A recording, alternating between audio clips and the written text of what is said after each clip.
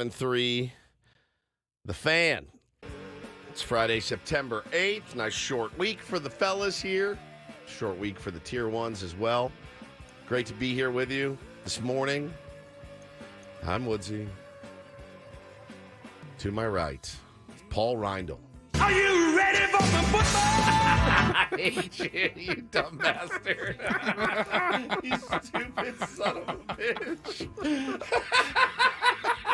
I hate you I've been planning that for, 10 hours now? God, I hate it. Oh, my God. Hey, let's everyone lube up our hands before the game. Kadarius Toney, what do you have, lube on your hands? I got a good idea. I'm going to smear Crisco all over my hands. Holy crap. That guy couldn't catch a cold. A cold. Mother. This is when I wish I could curse, because I would be letting the expletives fly about that stupid. My wife laughed at me so hard after I'm like, yeah, it's a survivor pool. I'm out the first week. She looked at me, she's an idiot. I go, oh, don't worry. You'll get yours on the air tomorrow. Wait till you hear what Mrs. Woods did last night, by the way. We'll have to figure out who had the actual worst night. To my left, Benjamin Higgins, your friendly, sensible neighborhood sports anchor. Taking a little grief yesterday on Twitter and on Instagram. I was now getting DMs about your UFO and alien take. People were mad at me. That's how bad it was. That's how bad it was. Paulie put that clip out. I heard it all over the place yesterday. Family, friends, everybody talking to me about UFOs. Most of them somewhat peeved. Yeah, somewhat upset. They're mad at you. But I don't think they totally understood. Like, even my son was going, how do you not believe in aliens? and I go, hold on. Jack? Did you listen to the segment? No, not the whole segment. I said I do believe that we are not alone in the universe. You believe in life. I do believe in life beyond our planet.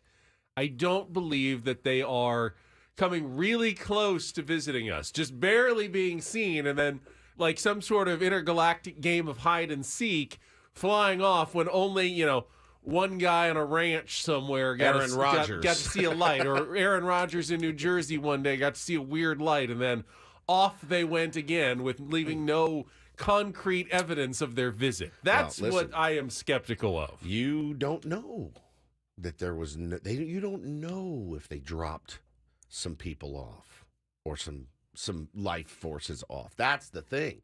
That could just be like a bus stop. That power plant could be a bus stop where they're just, all right, go out into the world. So, but why are they, I'm sorry to bring this up again. Why are they coming all the way here? Now, okay, I foresee a couple of possibilities. Let's say that they can. They can get here from Alpha Centauri or wherever they're flying from. Yes. So they could just say, hey, we're here, just like land, and everyone can see them, right? That's a choice you could make if you flew here. Yes. Okay, so they didn't do that, obviously. We'd all know about that. Well, no. They could. What if they're in human form? They have the ability to be in... Bro, you ever see War of the Worlds? Yeah, you ever see Men in Black? They're in the dirt. They're everywhere. They could be people we know. Okay. Your I teacher. thought that you were so fine. defensive about it, you That's might fine. be one. Okay, so they have... You're trying to hide. I know. So What's that thing on your back? They're so Curious. advanced that they can not only get here, the technology to fly here, Right. unbelievably beyond what we can dream of right now. Sure. Yeah, we're And idiots. they have the ability to completely mimic us, blend in, Do you watch the news? everything. Do you watch the news here? Do you consider us an educated, smart country these days? So they don't You watch the news? They don't. Aren't you on the news? You're literally, you You're are on the news.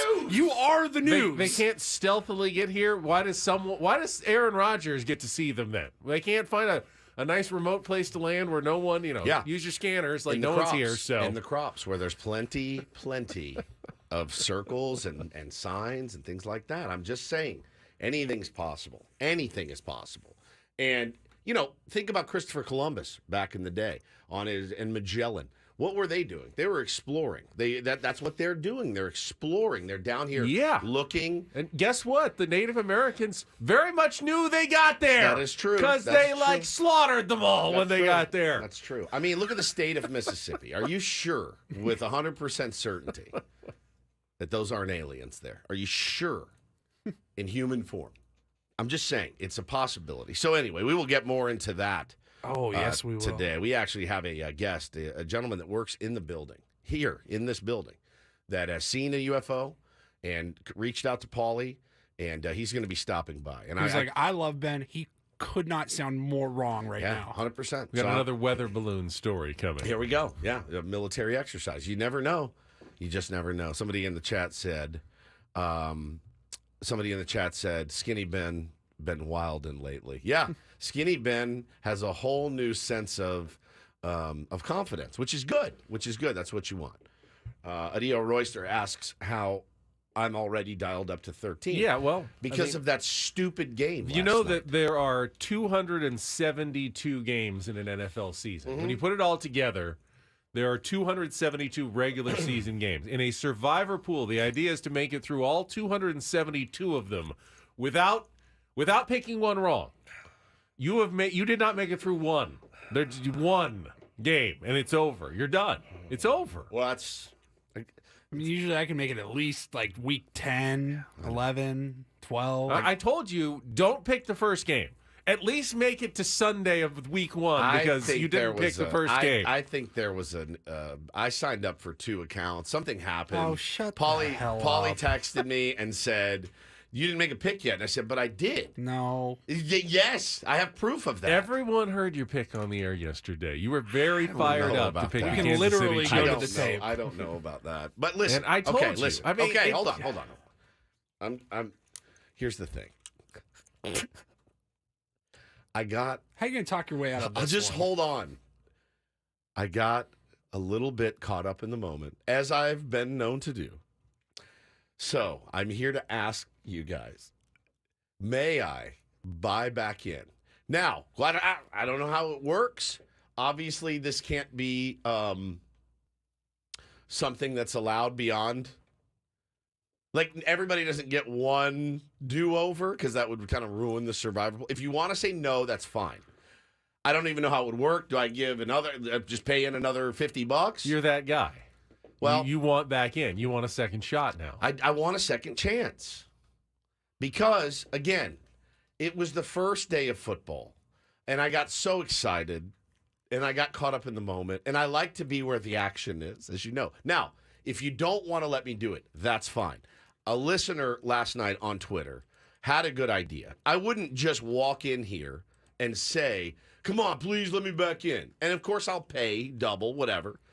But it's going to suck for me for the next, as long as you guys are in it, you guys be like, who are you going to take? And I'm going to be sitting here on my thumbs. It will be weird if It's Paulie and I are still terrible. battling like week 13 And of I'm the just like- season. It's early December.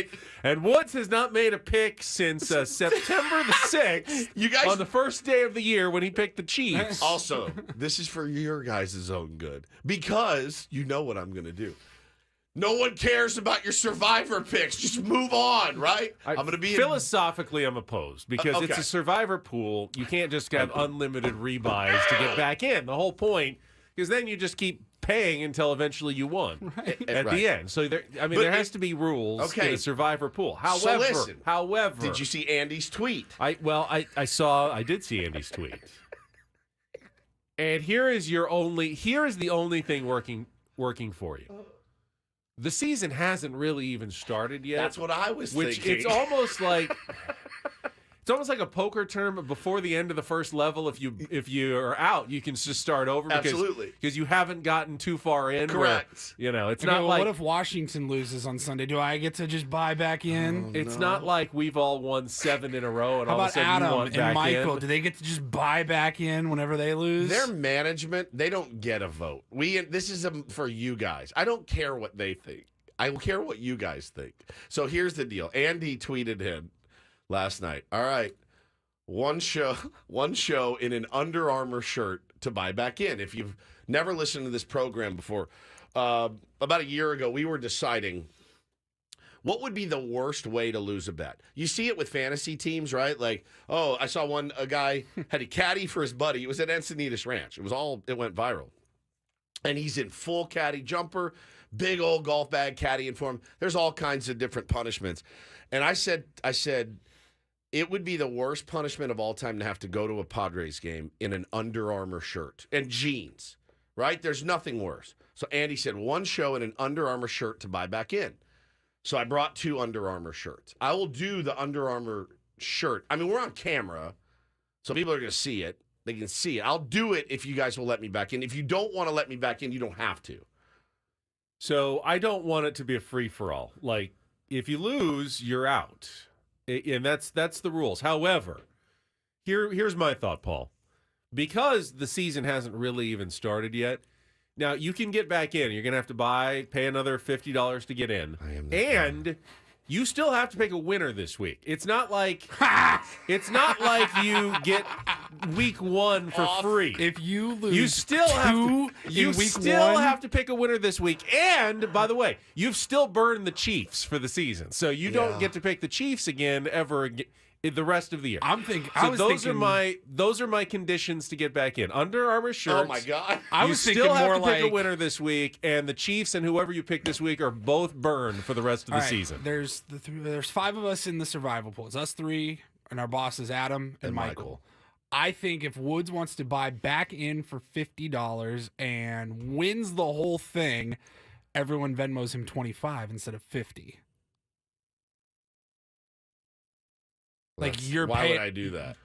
I mean, if you're in, letting you back if you're in for a full 50, I think he has to be allowed to win the pool if he wins it. So now I'm in for 100. Yeah, you're in for 100, and you can So you still will Venmo $100. So he really is getting he's getting less of a prize if he wins because he's in for 100. We're all in for 50. Well, then if I have to do that, I'm not wearing the Under Armour. His return, no, I think you get the full share if you win, but you're in for 100.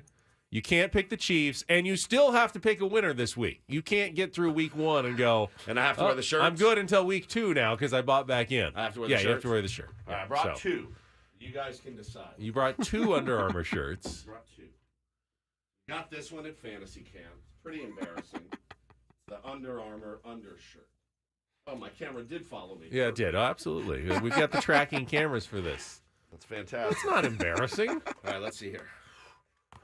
What is that? Triple XL? That's like loose. So tight. No. This is so tight. Are you kidding me? You is wear not T-shirts tight. tighter than that. All right, we'll try the other one. That's See not- if that one will do it for you. Cameras. What's he doesn't want it to fall. Doesn't matter. It's already out there. I know. Yeah, you're too late. Not going to get me again, though. Well, we'll get a nice surprise reveal here on our YouTube stream, though, after you change no. into it. XL. Oh. It's medium. I That still. one's a little What? tighter. That's like That's hanging off. That's better your- than the first one. All right, far up there. Here comes. Here he comes. I don't know. That just looks like a long sleeve T-shirt. Are you kidding? This thing is skin tight. I can barely breathe.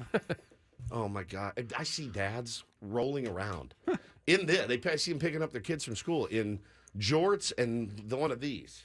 Like, look how much it's like sagging on your arms. Like that needs to be like. Well, that's because skin I don't tight. have a lot of muscle, Paulie. That's not the shirt that's sagging. That's actually his That's my. arms sagging. He says the other one's better. No, this one's way tighter. This one's way tighter.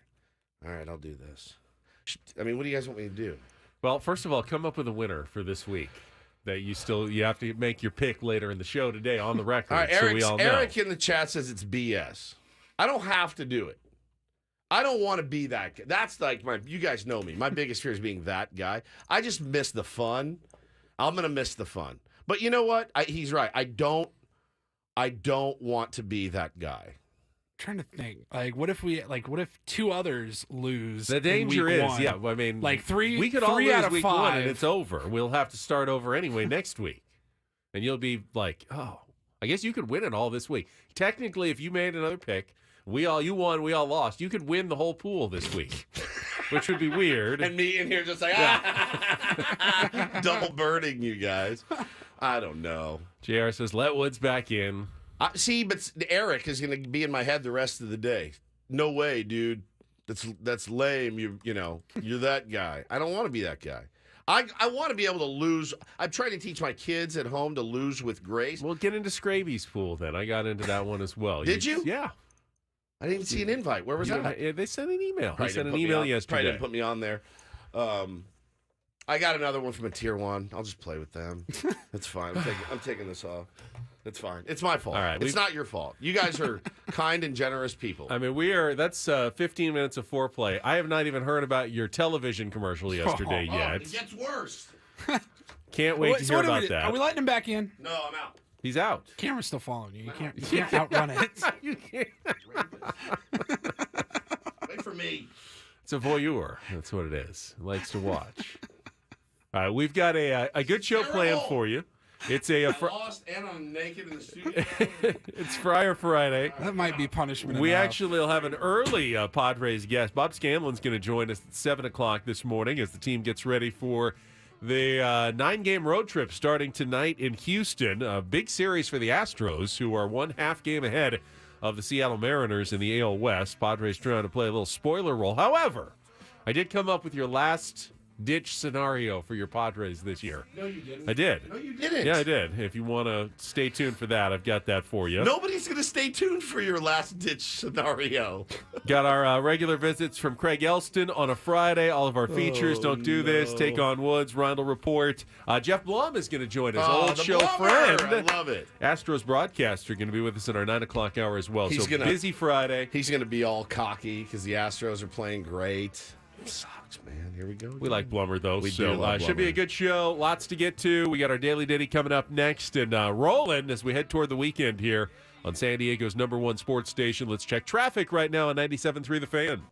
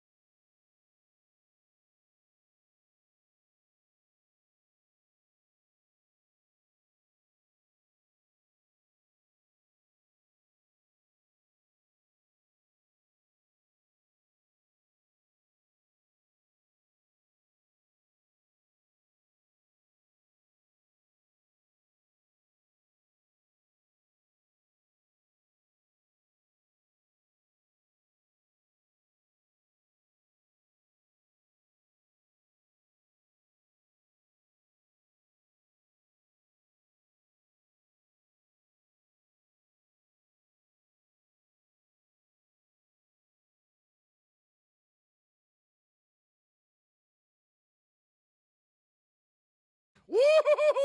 Shocking Man. that Woods would like this song. What do you mean? Here's a quarter, call someone who cares. You guys should have both said that to me when I asked Yeah, to get back. exactly. Like, here's a quarter, Woods. Call someone who cares. Because we had a lot of discussion about this off the air. And Tier 1B George said, why don't you pay Ben $25? Ben's notoriously cheap. And then you and Ben can team up together, and then you split the winnings. And I said, Ben said, no, I'm not doing that. I said, okay. I'm the Well, here's the commissioner. thing. Oh, yeah, you are the commissioner. I didn't lose in my first game on the pick. That's Let's the just thing. say this. I haven't lost yet. Now, Let's I may just say feel this. differently after Sunday if my pick loses, but right now I'm kind of in the catbird seat. So let's just say this. I'll remember this. I'm going to remember this for both of you. Okay? We've gone to you son of a bitch. Mahomes tonight, guys. no. I like Patrick The worst moment of Mahomes. my life. And the 4.5 points I don't think is going to be a problem. That's my gut telling me. In fact, I went ahead and picked it. It's your Football survivor is I pick. bet it and I picked it. It's a fun night for me. Really fun night. Bet it too. First so- game of the season. Yeah. And you bet on it. Oh, yeah. Oh, yeah. Oh, yeah. That's you are now digging out of a hole for the rest of the season. Good start, Woods. Yeah, it's Good been start. really fun so far this NFL season. I assume How many reasons were there to be upset last night? Were there like 100 reasons? 200 reasons. 200 yeah, reasons. That's a lot Oh. of reasons to be upset. Yeah, it's cool, man. I'm guessing that's not 200 On the quarters first either. game. Yeah. Bro, they handed him that game. They literally. Kadarius Toney said, I am investigating him. If I'm the league, you know how they're busting all these players for gambling on games? I'm taking a look at him. My eye in the sky is squarely on that dude. He looked like he'd never played football before. You know, young guy at Arrowhead Stadium in Give front of all me those an people, a little effing nervous, break. a little nerves. I mean, the pick six. You catch that ball, literally. He runs, cuts out, cuts right. Ball hits him right in the hand. They have the still shot. The still of it. shot. Oh This- my god! I love that one. This turned into a pick six. It Patrick was Mahomes right in his couldn't have hands. put it in a better spot. That is exactly where the quarterback is told. You want to throw it right here to perfection, At in hives. stride, right where his hands are. I mean, he could have gained. Might have gotten the first down. He had a couple guys on it, but because the throw was so good, he could have made a move and maybe even gotten the first down there. And instead, he turned it into a touchdown for the other team. This is unbelievable. This is just unbelievable. I hate the NFL, and I said it. Remember how much I said all week? 4.5, man. I mean, it seems like a no-brainer. It seems like a trap game. And look, a lot of credit goes to the Detroit Lions. They did what they had to do. Also, some of the worst coaching I think I've ever seen in the NFL. And I get that it's week one, and you have the canvas isn't entirely used yet. I think some of those calls are different. Week 8, week 16, certainly. It was like, it was good, entertaining football. There's no question about it. It was really good, entertaining football. But man, if you're Kadarius Toney, I don't even know how you look your teammates in the eye. I'll tell you That was one. that I'll was tell the you worst. one person who didn't participate in that game yesterday that was a winner. Eric Bieniemy, the former offensive Yeah. He's coordinator with of the the Chiefs. He's Commanders with the now? Commanders now. And all of a sudden, he's gone, and the Chiefs' offense looks a little out of sync, out of sorts yesterday. And you know what I didn't realize until the game started? Who was calling plays for them? Matt Nagy. But it's not Matt Nagy's fault. It is Kadarius Toney's fault. I mean, they dropped so many balls. Oh, my God. I saw everyone saying, Chris Jones, the defensive tackle, is holding out for the Chiefs. Well, they're going to have to pay him now. The defense gave up 14 points. Right. It wasn't really on the defense that the Chiefs lost that game yesterday. He definitely helps, though. I mean, he helped, as beast. does any good player, but you feel pretty good. If you're a Chiefs fan and you say, hey, our defense is going to give up 14 points. We're winning this game. We Don't have give up Patrick a pick Mahomes. six. We Yeah. got Patrick Mahomes. We're We're at good. home. You expect the Chiefs to score about 30 or 40. That's a blowout win. It wasn't on the defense. It was on the drop balls. Obviously, they've lost a lot of good playmaking receivers, and having Travis Kelce out didn't help. That's for And sure. The other thing, too, is when we got off the air, I was assuming Travis Kelce was going to make the jump. Like, he was not ruled out by the time we got off the air, I don't think. So I was like, he'll play. It's Travis Kelce. They played it pretty coy. They did. It felt like They played it Mike felt McCoy. like he was Paulie, pull this for tomorrow. If they lose, I will sound like a jackass. I'm fine to do it. The numbers, I looked at those numbers and I went, insane. What am I thinking about here? That dude is going to be ready to play. They're going to have them ready to play. I know, again, Kelsey's out. I think they're going to be okay. He was a maybe. He was still a maybe at that point. I mean, the last report pretty much said he had no chance to play. What time did that last report Like come out? 4:45, about 35 minutes before the game. Sucks. First, I've actually never met anyone that's gone out week one of a survivor pool. Never in my whole life. I'm the first one.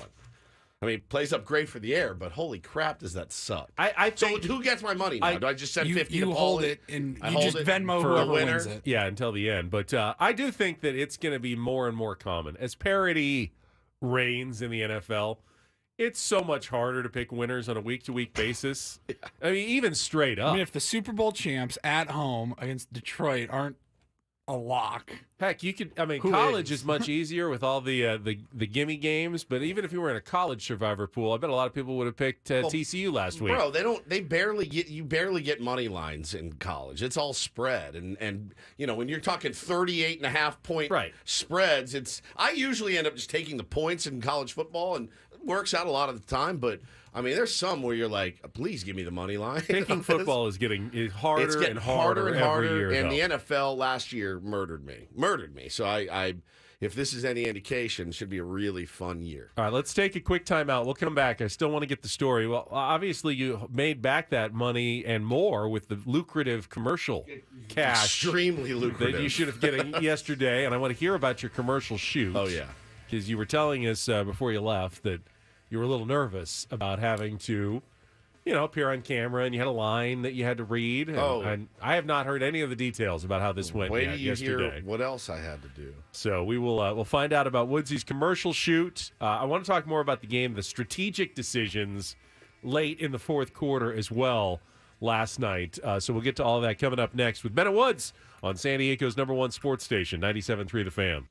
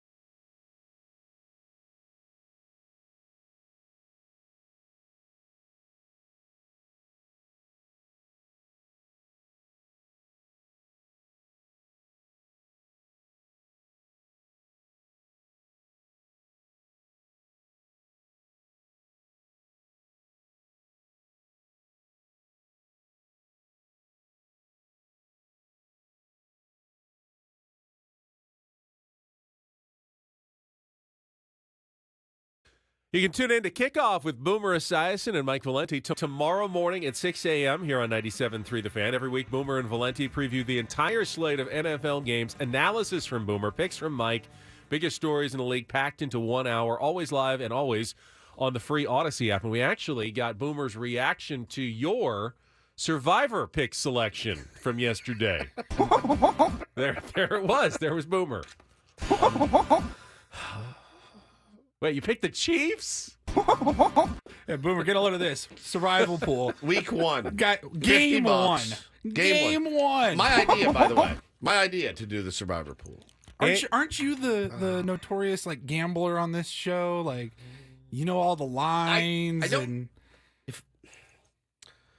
Yes, I guess that you could call me the, quote, notorious gambler on the show.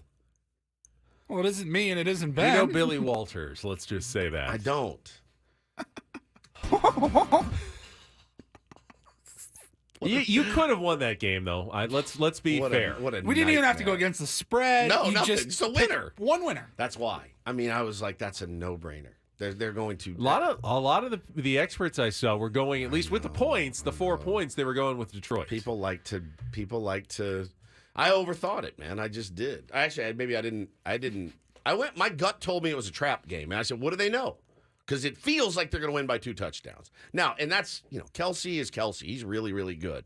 But again, Patrick Mahomes played a really good game, put the ball where he needed to put the ball in clutch situations, and his receivers did not come through. I mean, that's one of the worst games I've ever seen by a professional athlete. Based on watching the Chiefs the past few seasons, when they got the ball back in the fourth quarter, with a chance to drive for a winning field goal or a touchdown. No question. Didn't we all think the Chiefs were going to win that game? I really wasn't sweating it that much. And then they've got their 2nd and 20, they're pushed back, then it's 4th and 25. But there's still more than 2 minutes left, and they've got all their timeouts left. Why didn't they boot that ball down the field, Ben? It's the big question. And I saw, Andy Reid took a lot of heat for gambling on 4th and 25 in that situation in his own territory. I will say this. The throw was on target. It was another drop pass. Could have been a first down. Yep. Even if you fail, though, you haven't lost the game. You still have your timeouts. You can still get the ball back. We've seen Patrick Mahomes move down a field in like 20 seconds all the way down the field. So you could still get the ball back and win that game, even if you fail. So I'm actually okay with the decision to go for it and be aggressive there. Do you know only about 1 out of every 3 drives in the NFL results in a 3-and-out? So if you punt to the other team, you're counting on a 1 in 3 chance that you even stop them. All they need is a first down to win it, which is what Detroit ended up doing in the end. They got their first down to win it. So, and even if you do stop them, it doesn't guarantee that you're going to go down the field and score to win that game. So punting essentially means that you've got about a maybe 20, 25% chance of winning the game at that point. Is that really worse than going for it on 4th and long? I mean, is it that crazy? Because if you make it on 4th and long, you're in really good shape. You're in their side of the field. You got a first down and 10. You control the clock. You control the rest of the game. You can kick a field goal maybe on the last play of the game. Your odds of winning just shot up probably well above 50% if you convert. So I'm actually not that, opposed to going for it in crazy situations there. But I did see one scenario on Twitter that really had me thinking, and it only applies because the Chiefs were down by a single point. Yep, 1 point. Late in the game. And the one thing you don't want to get into, as I just said, is a situation where the other team can win the game with a first down, because it's not that hard to get 1 first down in the NFL. It's exactly what the Lions did. But a guy tweeted yesterday, Steve Ryder, hear me out, 4th and 25. Kansas City should have stepped out of bounds on their own 9-yard line. So essentially gone backwards about 20 yards. Why does that make sense? He says, well, then Detroit could not milk the clock. They would have had to either score a field goal or a touchdown in that situation. Oh. And then, so let's say they get a field goal. Then Kansas City gets the ball back, still with plenty of time, down 4. Yeah, they got all their timeouts. Or even if they score a touchdown, you're down 8, and you could still go down and score and get the 2-point conversion and force overtime. That's a damn good But the point. first down, the scenario where you kneel on it that happened at the end of the game, would have been taken away from the Detroit Lions. I've never seen that. Do you think that that's something that coaches in the moment actually even think of? I would. That's easy after the fact. Yeah, it would be tough in the moment. Now, if you could think about it beforehand, like, okay, well, what's our strategy here? Well, we're down 1. We got 4th and forever, but we're on our own side of the field. We could punt, but then all they need is a first down. We win it. What if we stepped out of bounds on the 9? Because then they can't get a first down to keep the clock going. What if you let them score? You could let them score in the first play, or even if you use your timeouts and force a field goal, then you can win the game. Yeah, it's hard. The red zones, it's harder to get 9 yards in the red zone than it is 10 yards at your 30-yard line when you got the whole field to work with. So in that sense, you've got a lot of advantages playing towards you. Now, you're not going to be able to win it with a field goal anymore. You're going to need that touchdown to win. But hey, you're in a desperate situation. It struck me as a potentially viable strategy in the future for a team that is down only by a single point. You can't really do it. If you're down 2, then all of a sudden you give a touchdown, you're down 9. You can't get back into it. But in that scenario where you're down 1 point, it did make some sense, and I thought it was an interesting strategy. I mean, I guess they could still take a knee, though, in the red zone. But you got your timeouts. You can't get a first down. So run back there, take a knee. Yeah, I mean, Mahomes. Even if they ran 3 plays at the 9 and got stopped, you timeout. There's a minute 45 left. Kick the field then you goal. got to kick the field goal. Yeah, that makes and now sense. you're getting the ball back on a kickoff down 4 with a minute 30 still left on the clock to go down if they the score field a and win touchdown, it. you still have time. You could still go down and get the touchdown and 2-point conversion. Not the worst thing I've force ever. overtime. Not the worst thing. Interesting thought I saw on Twitter last night. I don't blame Andy Reid for not thinking about that. Not at all. That would have been way outside of the box thinking.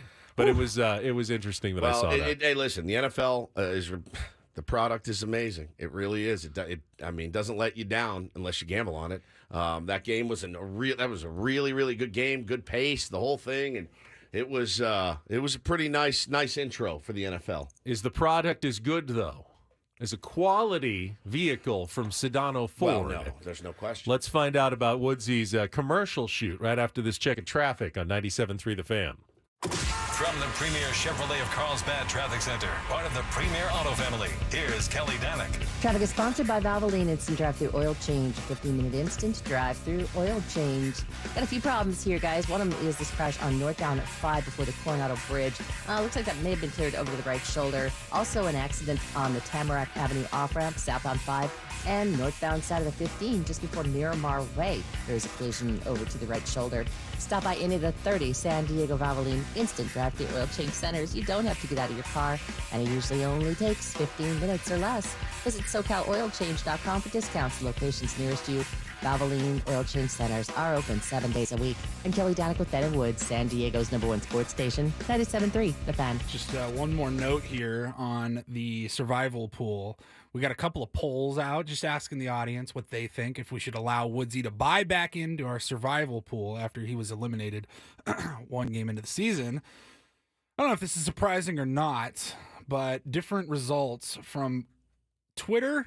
They say absolutely not. They don't. Right. They don't like you. Yeah, they hate me. YouTube is a little bit more in your favor. More friendly. 55%. Okay. Says Well, you yes, took your let him shirt back off in. for YouTube, so I that's did. True. does Yeah. kind of sway the audience a little bit, I think. I'm out. I'm going to bow out. Now, here's gracefully. a pool. Is it a survival pool, like Paulie says, or a survivor pool? Sure, it's either or. I think survivor pool. I think you're split. We don't need a poll on that one. That's fine. No, you're good. All right, so you took off immediately after It's the show called a yesterday. survival pool. Survival. On Yahoo, where we're doing it, survival, not survivor. Yeah, I think they both work. Well, they don't want to run afoul of that reality TV That's show. true. That's true. Very true. Get a lawsuit or something from Jeff Probst. All right, you left right after the show yesterday. Yep, I had to go to hustled Mesa. out of here. Yep. Went down. Turns out I had plenty of time. Went down to, well, I told you when I did my commercial shoot, a lot of waiting around in a commercial shoot as they reset the scenes and everything. Give us your story, though. How did it go for you? So it went really well. I got there, and I was one of the first people there. Go figure. Crazy. Woods, and a little earlier than everybody else. Our sales rep, M. Peter, is his name. His name is M. He goes by M. I don't know what his real name is. We've never really, I'm always too afraid to ask. Why would you go by M? Yeah, S. Lee Woods would be mine. You'd be I'd be B. S. Steve. B. Stephen Higgins. Stephen Higgins. P. Thomas. P. Thomas we've talked about, which is great.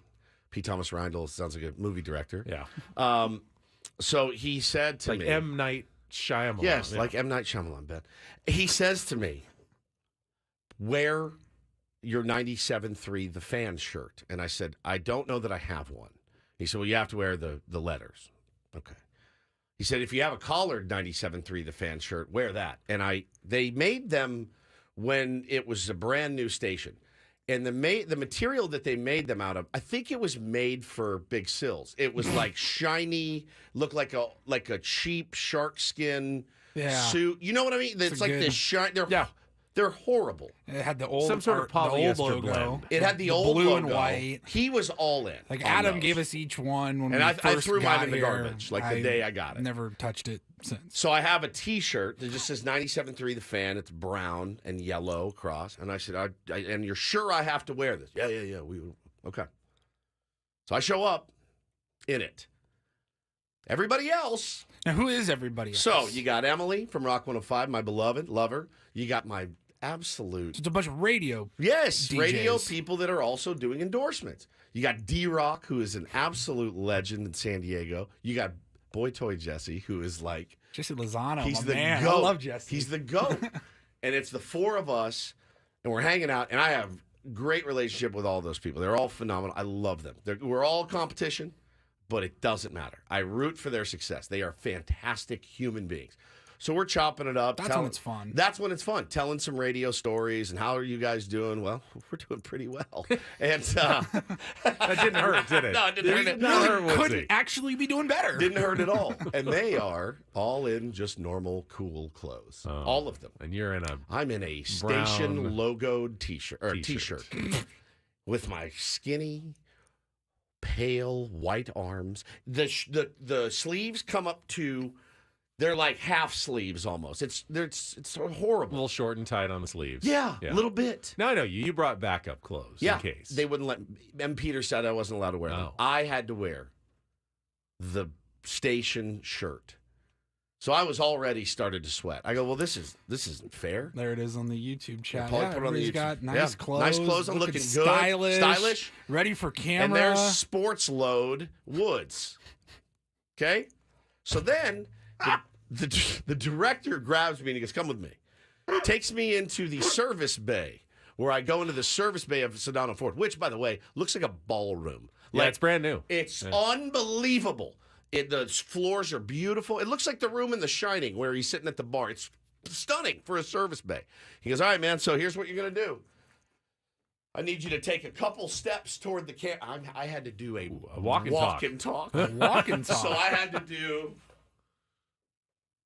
2 steps, then, hey guys, it's Woodsy from 97.3 The Fan. I support local and I support San Diego. That's How why- else would they have known you're from 97.3 The Fan? Right, exactly. It's not like I had a giant shirt with the logo on it that's skin tight.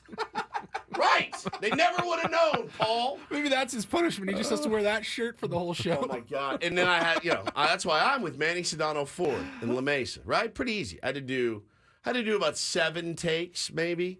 All right, try it this way. Give me a point at the end. Give me a wink at the end. I'm like, my wife's going to hate. She hates my greasy wink, she calls it. So that may make the final cut. So then I do that. It's over with. Then you got to wait around. Everyone does their cool stand-ups, leaning against cool cars. And I'm in my shirt still. And then we have to wait for the GM to do his piece. And then Manny comes in. Manny is the best dude. Got to hang with him for a while. But it was cool, man. It was cool seeing all the other radio people and, commiserating and telling stories. And so it was a good experience. I don't know how the final product's going to be. I'm going to look like ass. I know that. You'll be glad to know that in television nowadays, they teach us that the walk and talk to nowhere doesn't work anymore. It's very 80s. Like, where are you going? Why are you taking 3 steps for no reason whatsoever? If you're going somewhere, fine. Like, hey, I'm walking over here to show you something. That's still okay. But the random walk and talk to nowhere is very like 25, 30 years ago on television. Very much. Yeah. But I was glad to do it, and I highly recommend. I mean, look, there's also about a 90% chance that I'd leave, this weekend I've got a new Bronco from Manny Sedano Ford. No kidding. My lease is coming up on my car. It's time. I've been wanting that thing forever. It was a bit of a flex, and they're filling out a credit app while everyone else was waiting and doing their stand-ups. I was filling out my You idiots stuff. are just here for the commercial, huh? Oh, you guys aren't buying a car today? Oh, that's cool. I am. Hope things get better for you. And I'm filling out all our stuff and now working through that part of it. But they've been amazing, man. I've been texting with the guy and getting him everything he needs. But yeah, there's a pretty good chance I end up with the brand new Bronco from Manny Sedano Ford. It's It was a good experience. It was fun. I liked seeing those people. You realize like we're all really in this together. You don't have to be jerks, even though you're in competition. They do different shows than we do. We're not the same. But I got to tell you, one of them was grilling me pretty good about what we're doing and how we've been successful, and I had no problem sharing it. I just said, this is what we're up to, and it's all working out for us. Our audience is incredible. Not the hiding best your part, trade secrets or anything? No, Yeah. the best part though. So we're outside, and I'm going to put Boy Toy Jesse on the spot here. This is incredible. We're standing outside. We're talking to Manny Sedano, and he's like, "Hey guys, first of all, thanks so much for being here. Thanks for doing this." And he's our client, right? And I go, "Dude, no, thank you, man. Thanks for having us and giving us, the opportunity to endorse your business." And Boy Toy Jesse, my man Jesse Lozano, goes into a full-on spiel. And I mean a full-on spiel. Manny, as someone that's been born and raised here and blah, blah, blah. And I looked at him. He goes for about 3 minutes. And I looked at him. I go, "Why don't you shut the F up?" Just like that. And he started dying laughing. And we're walking inside. And I go, "Hey, remember, being born somewhere isn't a skill. Settle down. Just relax. The rest of us are good here too, bud." And he was cracking up. But he went into full salesman mode. Schmoozy radio. Schmoozy radio guy. And I go, "Are you out of your mind?" It really is something that every other radio person that I've ever met can do except for me.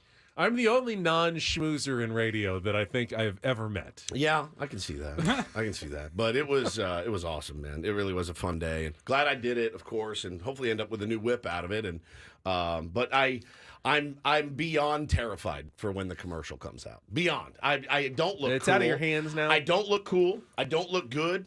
I'm not confident in it. I'm going to look like a clown. Our audience will remind me of that. I know that, so it will live for a long time. But I'm glad I got it done. Go to Manny Sedano Ford and buy a car. But M. Reach out Peter, to old Manny and see what channels will this be right? on. But M. Peter with the "you have to wear the station" shirt, it's just ridiculous. Oh, I hope we get it on Channel 10. That would be fun. It's ridiculous. Ridiculous. All guests on I'm the only one in it. Everyone else looks cool as hell. All guests on Ben and Woods appear on the Premier Chevrolet of Carlsbad fan hotline. Save money the right way with Premier Chevrolet of Carlsbad. Visit them today in the Carlsbad Auto Mall. Chevrolet, find new roads. It'll be Bob Scanlan on that hotline when we return. A little early Friar Friday guest as the team opens a series in Houston tonight. That's coming up next year. Ben and Woods on the Fan.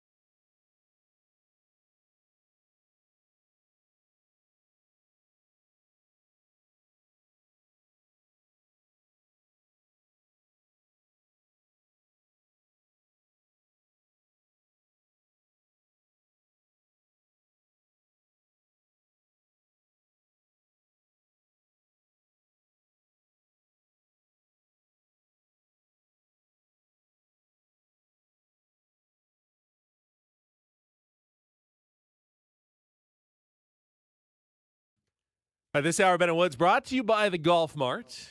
Going to jump into some Friar Friday talk a little bit early today. Padres and the Houston Astros open a 3-game series tonight at 5:10. Now, I don't believe the game will be on local television. It's an Apple Plus game tonight, although you can listen. Remember, you can switch the audio over and listen to Jesse and Tony. Tony was talking about, he had a wild story. He was trying to find his studio where he was doing the show yesterday from Houston, and like the Uber dropped him off, and he got lost and ended up walking like 15 minutes in the sweltering humidity the wrong way, and then had to get another Uber back to the place where the Uber let him off the first time so he could make the show. So it is hot. It's sticky. Of course, they have a roof there at Minute Maid Park, which makes things a little more pleasant. And joining us right now from Houston, Texas, is one of our absolute favorites covering the San Diego Padres, Bob Scanlan, with us here on a Friar Friday on 97.3 The Fan. Good morning, Bob. Good morning, guys. How are you today? Doing well, buddy. Back in your old stomping grounds there, huh? Yeah. I spent some time over here with the Astros. Definitely, some good memories over here. I love the city. So I guess I can say that about a lot of organizations. Yeah, that's when fair. you bounce around from team to team and you ruin a bunch of teams and they get rid of you, and so another person gives you a chance. You get a chance to see a lot of cities that way. Yeah, much like radio. Can't be a way to do it. Yeah, much like radios, I can say the exact same thing, Scan. Well, first of all, thanks for taking the time this morning. We certainly appreciate it. I know the season certainly hasn't gone the way any of us would have liked. I'm just really got the blues. I've been talking about it all week. Just the lack of playoffs that will almost certainly elude us here. It's kind of a tough pill to swallow, man. Wow, it really is. It's stunning. And it's just one of those things, too, where all season long you just feel like there have been so many ups and downs, and yet this team had continued to rebound from so many just gut punches all season long, right? But the next day they come back and win a good game, and you're thinking, okay, they haven't given up, and this is going to be it, and some exciting wins. And you think, okay, this is going to launch it. This is going to be the turning point. How many times do we say that over the season? And it just never got legs. It just never turned into that momentum-changing win or comeback, or it just never carried over. If you told me at the beginning of the season that this team going into September would have not ever won more than 3 games in a row, I would have said you're out of your mind. Yeah, you're crazy. It's just been a really frustrating and disappointing season in so many ways. And I know it's the players feel that way, the coaches feel that way, the entire organization does, because there were such high expectations, and it's not a case of people not caring, people not trying, people not putting the work in. It's nothing like that. It just hasn't worked out for a myriad of reasons, and it's just been a very frustrating situation, no doubt. Bob, I want to ask you, because I think you're as qualified to answer this as anyone who's not a current player or coach on the San Diego Padres, because you've been in major league clubhouses before, and you're in this one covering the team as much as anyone, asking questions, pre and post game, talking to people almost every single day, traveling with the team. I get a lot of mixed messages as to clubhouse chemistry with these Padres. From a lot of people, I say, yeah, they get along. They like each other. It's not an issue at all. Then I also hear stories like, well, it has to be an issue. I mean, you look at the team, and the sum of the parts is less than what it should be, and that's usually a sign that something is not going well behind the scenes. What have you kind of just observed, given your experiences and your up close view of these guys and how they've come together this season? Yeah, you're right, Ben. There have been so many different stories that have come out, right? And I think it's always easy to start pointing fingers at that and blaming the clubhouse chemistry when things aren't going well, and you see one little incident and it turns into this giant thing. Oh, there's discontent amongst this player and that player, and all that. I honestly haven't seen any of that. I've not seen any clubhouse. Usually, look, even in the best of teams, there's usually something that happens over the course of a season where a little scuffle somewhere, or something happens and it kind of blows over. But that's what happens when you've got a bunch of guys, type A personalities together over the course of almost 8 months. But I haven't seen any of that this year. I've not seen any guys sniping at each other, taking cheap shots or finger pointing, none of that. I've seen a content clubhouse. I've seen guys since the beginning who have been wanting to do well, realizing they're not doing as well as they expect of themselves and as of them as a group. They've tried the team dinners and they did different events, and I feel like I've watched a clubhouse that tried to do everything it possibly could to bring themselves together.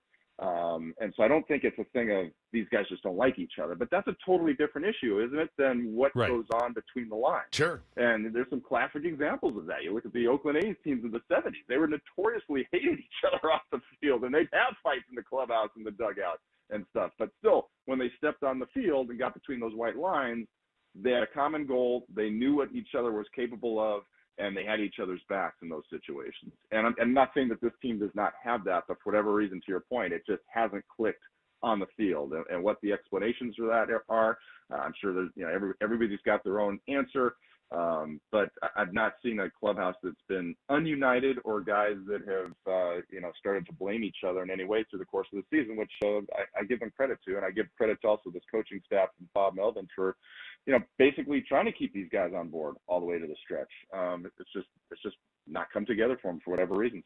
Talking to our pal Bob Scanlan here on Ben and Woods this morning, and we had a good conversation with Jesse Agler, as we always do, and I asked him the other day. I said, what do you do after a season like this, Jesse? If you're in charge, do you autopsy it? Do you cut it open? Do you dig deep? Do you every team does like the exit interviews and things like that. Like, what could we have done better? And what all of that, those things, and they'll do that certainly. But if you're the top brass here on the San Diego Padres, are you looking back a lot? I know you got to move forward. I know there's bodies that need to be replaced. I know that but looking back is part of the process, I think. Moving forward. Shouldn't it be part of the process? And Jesse said, no, I honestly would kind of put my head down and just plow forward, and wanted to get your take on that.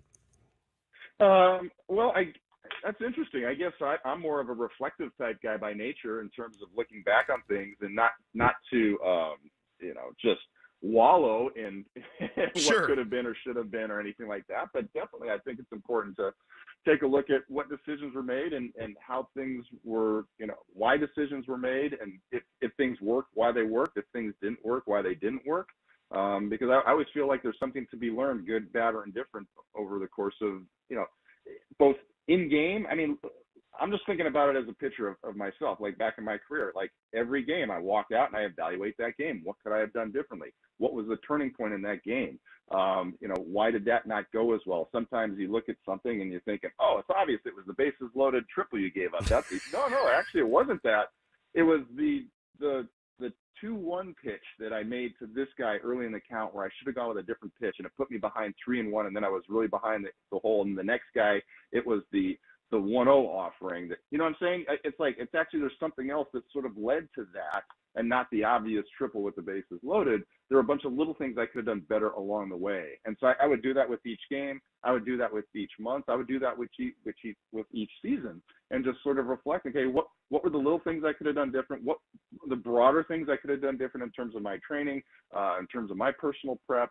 At this point of the season, I should have looked back and realized I was starting to fatigue, and I didn't see the warning signs. And so I kept going, and I started this downward cycle, whatever it is. You look back, and positive things as well. Boy, I did this well this year. So I would be shocked if, as an organization, I didn't do the same thing in terms of, how did we put our roster together? How did we put our bullpen together? What worked in our starting rotation?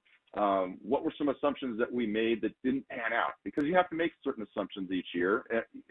And sometimes they work and sometimes they don't. What were the nice surprises, and why did those surprises happen? So I think you have to go through all those steps and try to do it as objectively as you possibly can, to try to find out, where were my blind spots this year? What did I not see that could have been done better coming into this season? What did I see and actually worked out really well? What were the positives? Why did our starting rotation still end up with the second best earned run average in all of Major League Baseball at this point? What did we do well to turn Blake Snell around? What did we do well to have Seth Lugo have the season that he's having? What did we do well to make the adjustments behind the plate? And now we've got Campusano and Sanchez doing really well. What happened with Ha-Seong Kim this year that he became an even better infielder and turned the corner at the plate and is, basically almost like a team MVP when it's all said and done? What went well with Fernando this year, where he missed the first 20 games, and he's going to end up with 23 home runs, closing in on 80 or 90 RBIs on this.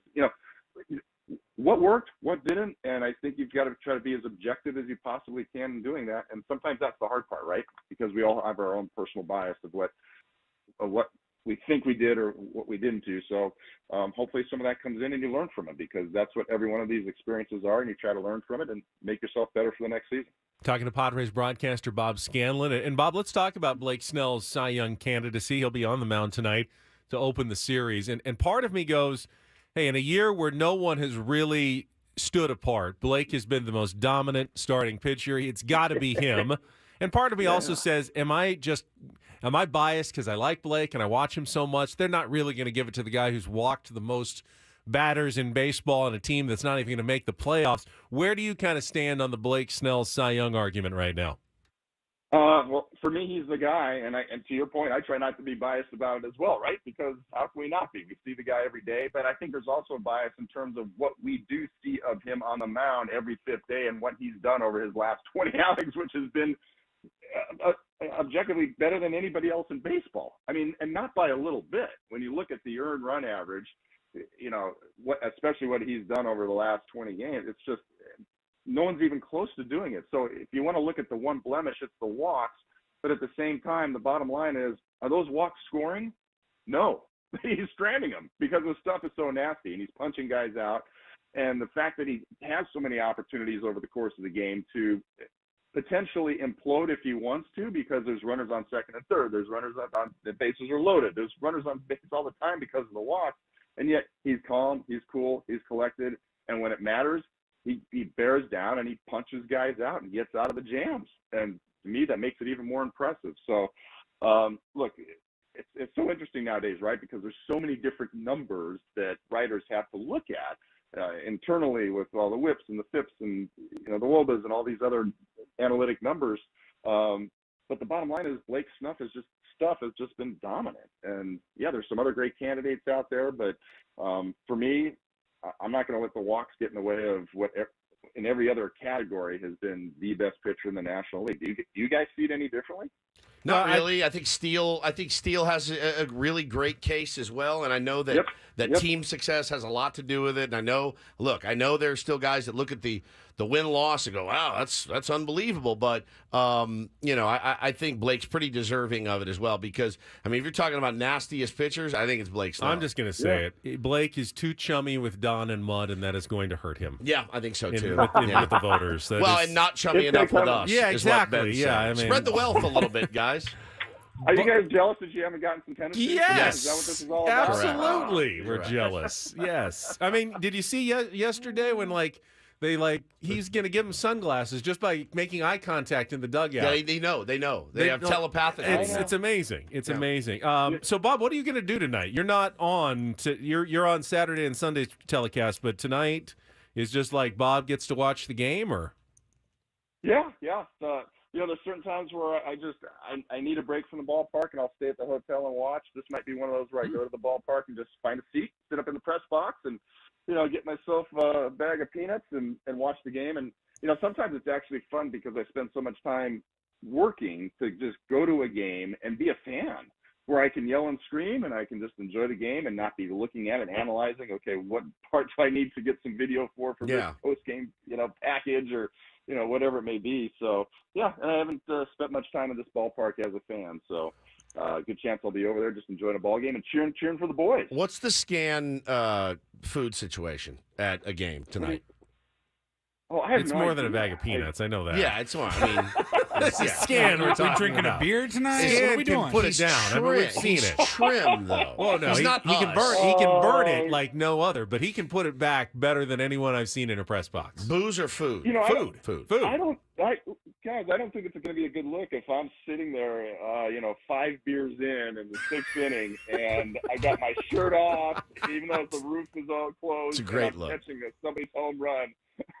That's a great. That's what look. Woods would do in the press box. That's what I would do in the press Some box. barbecue sauce dripping down the front of your shirt. Your hairy chest. Please enjoy yourself tonight, Bob. Enjoy yourself, buddy. I will, guys. I will, no doubt about it. So, looking forward to seeing Blake do his thing and hopefully put another, stone in that foundation of him getting his second Cy Young. That'd be really fun to watch. Thank you, Bob. Guys, always fun talking ball. You have a great one. Appreciate Bob it, buddy. Scanlan on our Premier Chevrolet of Carlsbad fan hotline. Save money the right way with Premier Chevrolet of Carlsbad. Visit them today in the Carlsbad Auto Mall. Chevrolet, find new roads. Have you ever been to that ballpark? No. Me, I have not either. No. With the Crawford boxes, the short porch there and left, the train way up top at the. Is that still there? Where, Yeah. It's not on my list. I don't like Houston. It's when you're from Dallas, there's a L.A. There's a San Diego, L.A. thing. Like, people from Dallas don't like Houston. People from Houston don't like Dallas. Did they get rid of the hill? They got rid of the hill. rid of the hill. Okay, I thought so. The That was- flagpoles and the hill that were nuts. on the field. The hill was nuts. Until a How couple of did years that ago. even get past? I mean, that that's was what- absurd. If you're the center fielder, you're like, what is it? We should put a ladder out there, too. I got to climb up. Maybe a big water slide. How about that? Tires, like a tire run. Yeah. And if you're a hitter for the Astros who likes to, drive it to center field, you mean I've got to hit it 435 feet and up a hill and around a flagpole to get it out in center field? That seems real fair, It's guys. way worse Thank for you. the fielder. Oh, my God. You're running full speed, and then you're like, oh, God, here comes this thing. Like running up the hill. nightmare. It's a nightmare. It's not on my list. I can probably, unless the Padres play the Astros in a World Series, I can pretty much say I'll never go there. It's more. I'm with you though. It's more because of the city. Yeah, I just don't see myself in Houston. It's- The ballpark. If you picked it up and moved it somewhere else, it looks like a nice. Yeah, it looks ballpark. okay. Looks okay. I Looks just great. don't like Houston. I never have. I've never liked Never it. I've been. never liked going there. I've never liked visiting. I've just never liked it. It's just a thing. It's like a rivalry almost between the two cities. So people from Dallas are like, I've been twice. It was hot and sticky both Yeah, it times. sucks, dude. For sure. It sucks. All right, we've got Don't Do This coming up next. I actually have a Do This involving two incredibly famous people from San Diego who don't acknowledge that they're from San Diego at all. It's weird. They're like the only two people on earth who don't want to say they're from San Diego. We had a ball boy in the crosshairs last night, and we got to talk about that. This was a bad one. All right, it's coming up next with Ben and Woods. We'll be right back after a check of traffic here on 97.3 The Fan.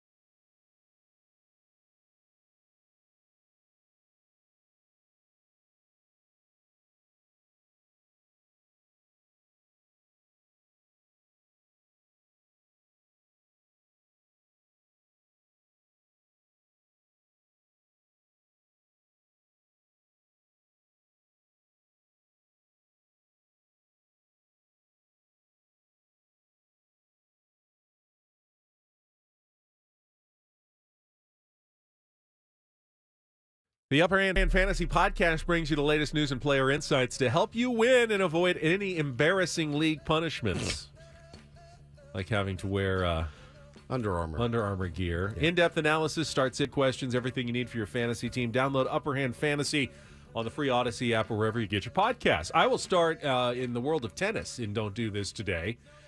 Women's semifinals last night at the U.S. Open, Billie Jean King USTA Tennis Center. Coco Gauff, the 6th seed, Karolina Muchova, the 10th seed, are in the second set. Gauff won the first set 6-4, I believe. Just won the first game of the second set when all of a sudden a commotion from the upper deck at the stadium court, Arthur Ashe Stadium court, start ringing. People are screaming, like interrupting the match. And as it turns out, there is a trio of climate change protesters who are wearing End Fossil Fuel T-shirts and are making a real ruckus. So pull the players off the court. See that time to time in sports. They do, and NBA usually games. it's a... Remember the person didn't they glue themselves to the NBA court? Well, here we go, because obviously they took some inspiration. They got 2 of them out of there really quickly. Security went up. Should only be, a minute or 2 disruption. And all right, you said your thing. Free speech. Yeah, let's move on. Let's get this match done. One of the guys of the 3 people glued his feet to the floor of the stands, and they were unable to remove him. His bare feet to the concrete floor of the Arthur Ashe Stadium. And so I'm not sure how they eventually, dissolved the glue, but it took 45 minutes to get him out of there, and they had to send the players back inside. They had to warm up again once they came back out. But the Don't Do This, in addition to wasting everybody's time, and I saw it was pointed out yesterday, which was brilliant. And I'm not opposed to environmentalism at all, but what they caused was an extra, hour of having to run all the stadium lights and everything, extending the entire night, using a ton more power than they would have had to last night at Arthur Ashe Stadium. It's not cheap to run stadium lights, if you've ever known that. That's a big energy suck. So what they did was actually incredibly counterproductive for what they're trying to achieve, which is less fossil fuel usage and, a better environment. You counterproductive, guy, and you wasted everybody's time last night. And now you have glue all over the bottom of your feet. That had to, eventually they just rip you off, and that had to hurt. Coco Gauff won. Good night for the Gauffs. I saw your tweet. And she will face Arina Sabalenka in the final. Tough one for Madison Keys. She won the first set 6-love. And she had, serving for the match in the second set. Couldn't finish it out. Ended up losing the second set and losing the third set, both in tiebreakers. And lost to Sabalenka. So the final will be Gauff-Sabalenka tomorrow at the U.S. Open. I have not heard from our beloved Skip Schumacher about this, but it did happen in their stadium last night as the Miami Marlins, our beloved, took on the Los Angeles Dodgers, our not beloved.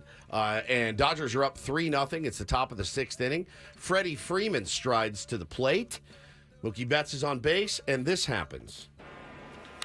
Freddie dumps one fair just inside the line. On the right field line. Oh, the ball boy thought it was foul. He picked it up and threw it into the stands. Sure did. Oh, no. Sure did. Yeah. And Freddie does his dumb little dance. His little dance. And the ball boy, then they let Mookie score. And Freddie gets the double, and the ball boy was like, my bad. Gave it like a cursory, like, my fault. And then it's got to be the first thing they tell the ball people, right? Just make sure the ball is foul before you pick it up. Yeah. It's got to be number 1 on the list of do's and don'ts. It's a bucket list for me. Ball boy. Yeah. I got to do Pod Squad that one time. That was a lot of fun. Fire the T-shirt cannon. Throw the T-shirts. I got to do the whole deal. That was a bucket list. But ball boy for a game. Now, the weird part about the Marlins ball boy, they're usually in uniform. He really wasn't. He was in, shorts and a T-shirt. Casual. It was casual Thursday. Yeah, casual Thursday. But he felt bad, and Jesus Sanchez came over and gave him a big hug and was like, bro, don't worry about it. They got their ass kicked anyway. They won the series. Yeah, it was 10-0 Dodgers yesterday. Yeah. At the time, it was 3-0, and they had a big game yesterday, but he felt pretty bad, and I saw He Robert was just trying to save a run. Yeah, he's trying to help his guys out, dude. Anyway, now, if that was a fan in the stands who did that, you get ejected, right? Yeah. For touching a ball live in play. I wonder if there's anyone in the Padres front office that could hook that up. ball boy Yeah. for a day. Mhm. Like foul, you want to be down the line and Yeah. get the foul ones, not be the actual ball boy. You guys should both do No, it. I don't want to run it out. Run Oh, God. to the umpires, the No. refreshed balls, No. and go pick up the ones behind home plate and Now, get rid of them real the- How quickly. about you two on each side? Yeah, on each side. all right, I'll do be it. one of the bat boys. The girls that do it at Peckham Park are awesome. Yeah. I watch them throw before the games. Yeah. Like They can pick it. They can pick it, sling too. it and they can pick It's it. not an easy play. You got those those caroms coming off the wall at high speeds. That'd be a wreck. It'd be awesome. And you really don't want to have to roll all the way out in left And field. you have to run jog and out run there. back. Or even worse, you go, hey Juan, can you just grab Throw that one that for to me? me. Just throw that back because we don't want me running all the way out there. it's That a would be dream. very embarrassing. That would be a dream. You for be me. down with Fernando. Go, Yeah. hey Can you grab that? Nando, can you toss that to me? Sorry, I missed that one. Yeah. Sorry about that. All right, finally a little do this for a Friday. This is a cool moment. DD Mega Doo-Doo. Involving two San Diegans, but not necessarily proud San Diegans, because you usually hear both of these guys connected with other cities more commonly. Talking about Eddie Vedder of Pearl Jam and Chris Chelios, former star for the Chicago Blackhawks. Apparently, they are good friends, and Chelios attended the Pearl Jam concert last night in Chicago at the United Center. And his friend Eddie Vedder, who went to San Diego High School here in San Diego, brought his friend Chris Chelios, who, a lot of people don't know this, went to Mira Mesa High School. I had no idea. Here in San Diego, onto the stage. And while they were on the stage, Eddie points up at the Jumbotron, and they show the announcement that the Blackhawks are going to be retiring Chris Chelios' number 7 this coming season. And he didn't know. It was a surprise to him, and the whole crowd started chanting for Chelly. And it was a really nice Chicago moment for two San Diego guys on the stage That claim Chicago. that claim Chicago. Yeah, that's exactly And a right. lot of people, of course, associate Eddie with Seattle. Sure. Because of the grunge and the Pearl Jam thing. Right. But he went to high school here, as did Chris Chelios, who did not play hockey because they did not have hockey at Mira-Mesa High School There's no ice anywhere in San Diego at that time. back then, but he still went on to a Hall of Fame hockey career with the Chicago Blackhawks. Yep, that is a very, very good moment last night in Chicago. I missed them by about a week, so kind of bummed about that. I totally would have gone and taken Bo. We'll be leaving there for their next You're week. the guy who's actually from somewhere else who Claims San Diego. Yeah, and I lived in Chicago. Yeah. Yeah, you guys took Eddie and Chris's spots. Good. Like, oh, you don't All want to right. be San You don't want Diegans? it? We'll take I'll it. take We're it. fine to take that. Paulie, Seattle. You were Chicago. You Yep. came here, and now you're San Diegans. That's right. That's right. Kick them out. Bring you guys in. I think that's an upgrade, actually. I Not I'll really. take Eddie and Chili Not really. over us any That's day. don't and do this for a Friday. That was Don't Do This with Ben and Woods on 97.3 The Fan. Are you guys trying to make San Diego not like me? No, you're trying to make San Diego I not feel like like- you. Don't blame us I for feel your like- I'm just trying to knock some common sense into your Correct. head. Common sense. common sense. Since when did Uh-oh. aliens are Here we among go. us become Uh-oh. common sense? Here we I don't go. understand Here this. we go. You're going to present more evidence when we come back. We're not. We'd like No, no, witness testimony. We're not. I'm going to put my feet up and listen. Me too. We got testimony. I recommend you do the same. Listen for once. Will you just open your mind Open up your a mind. little bit? Yeah, just a little. I can't not listen critically. You know me. Okay. Or I'll take a nap. One of the two. Coming up next with Ben and Woods on San Diego's #1 sports station, 97.3 The Fan.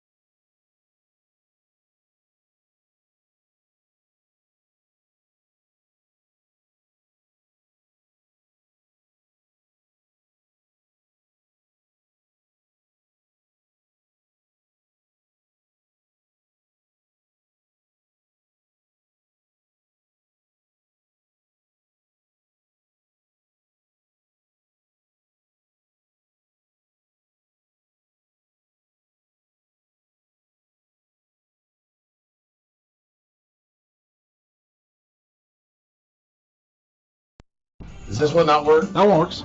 It does. Yeah. Very good.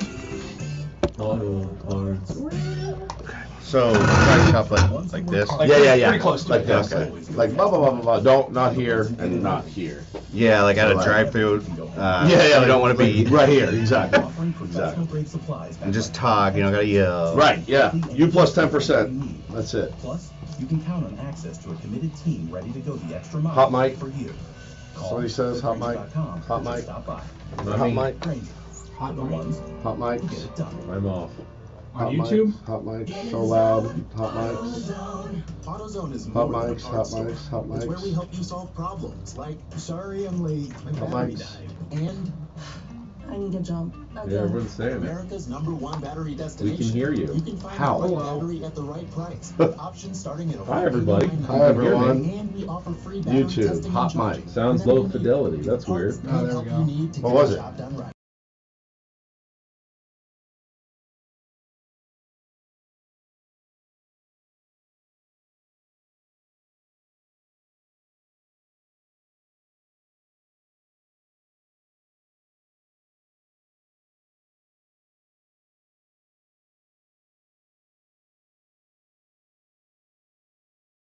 Hot mic situation.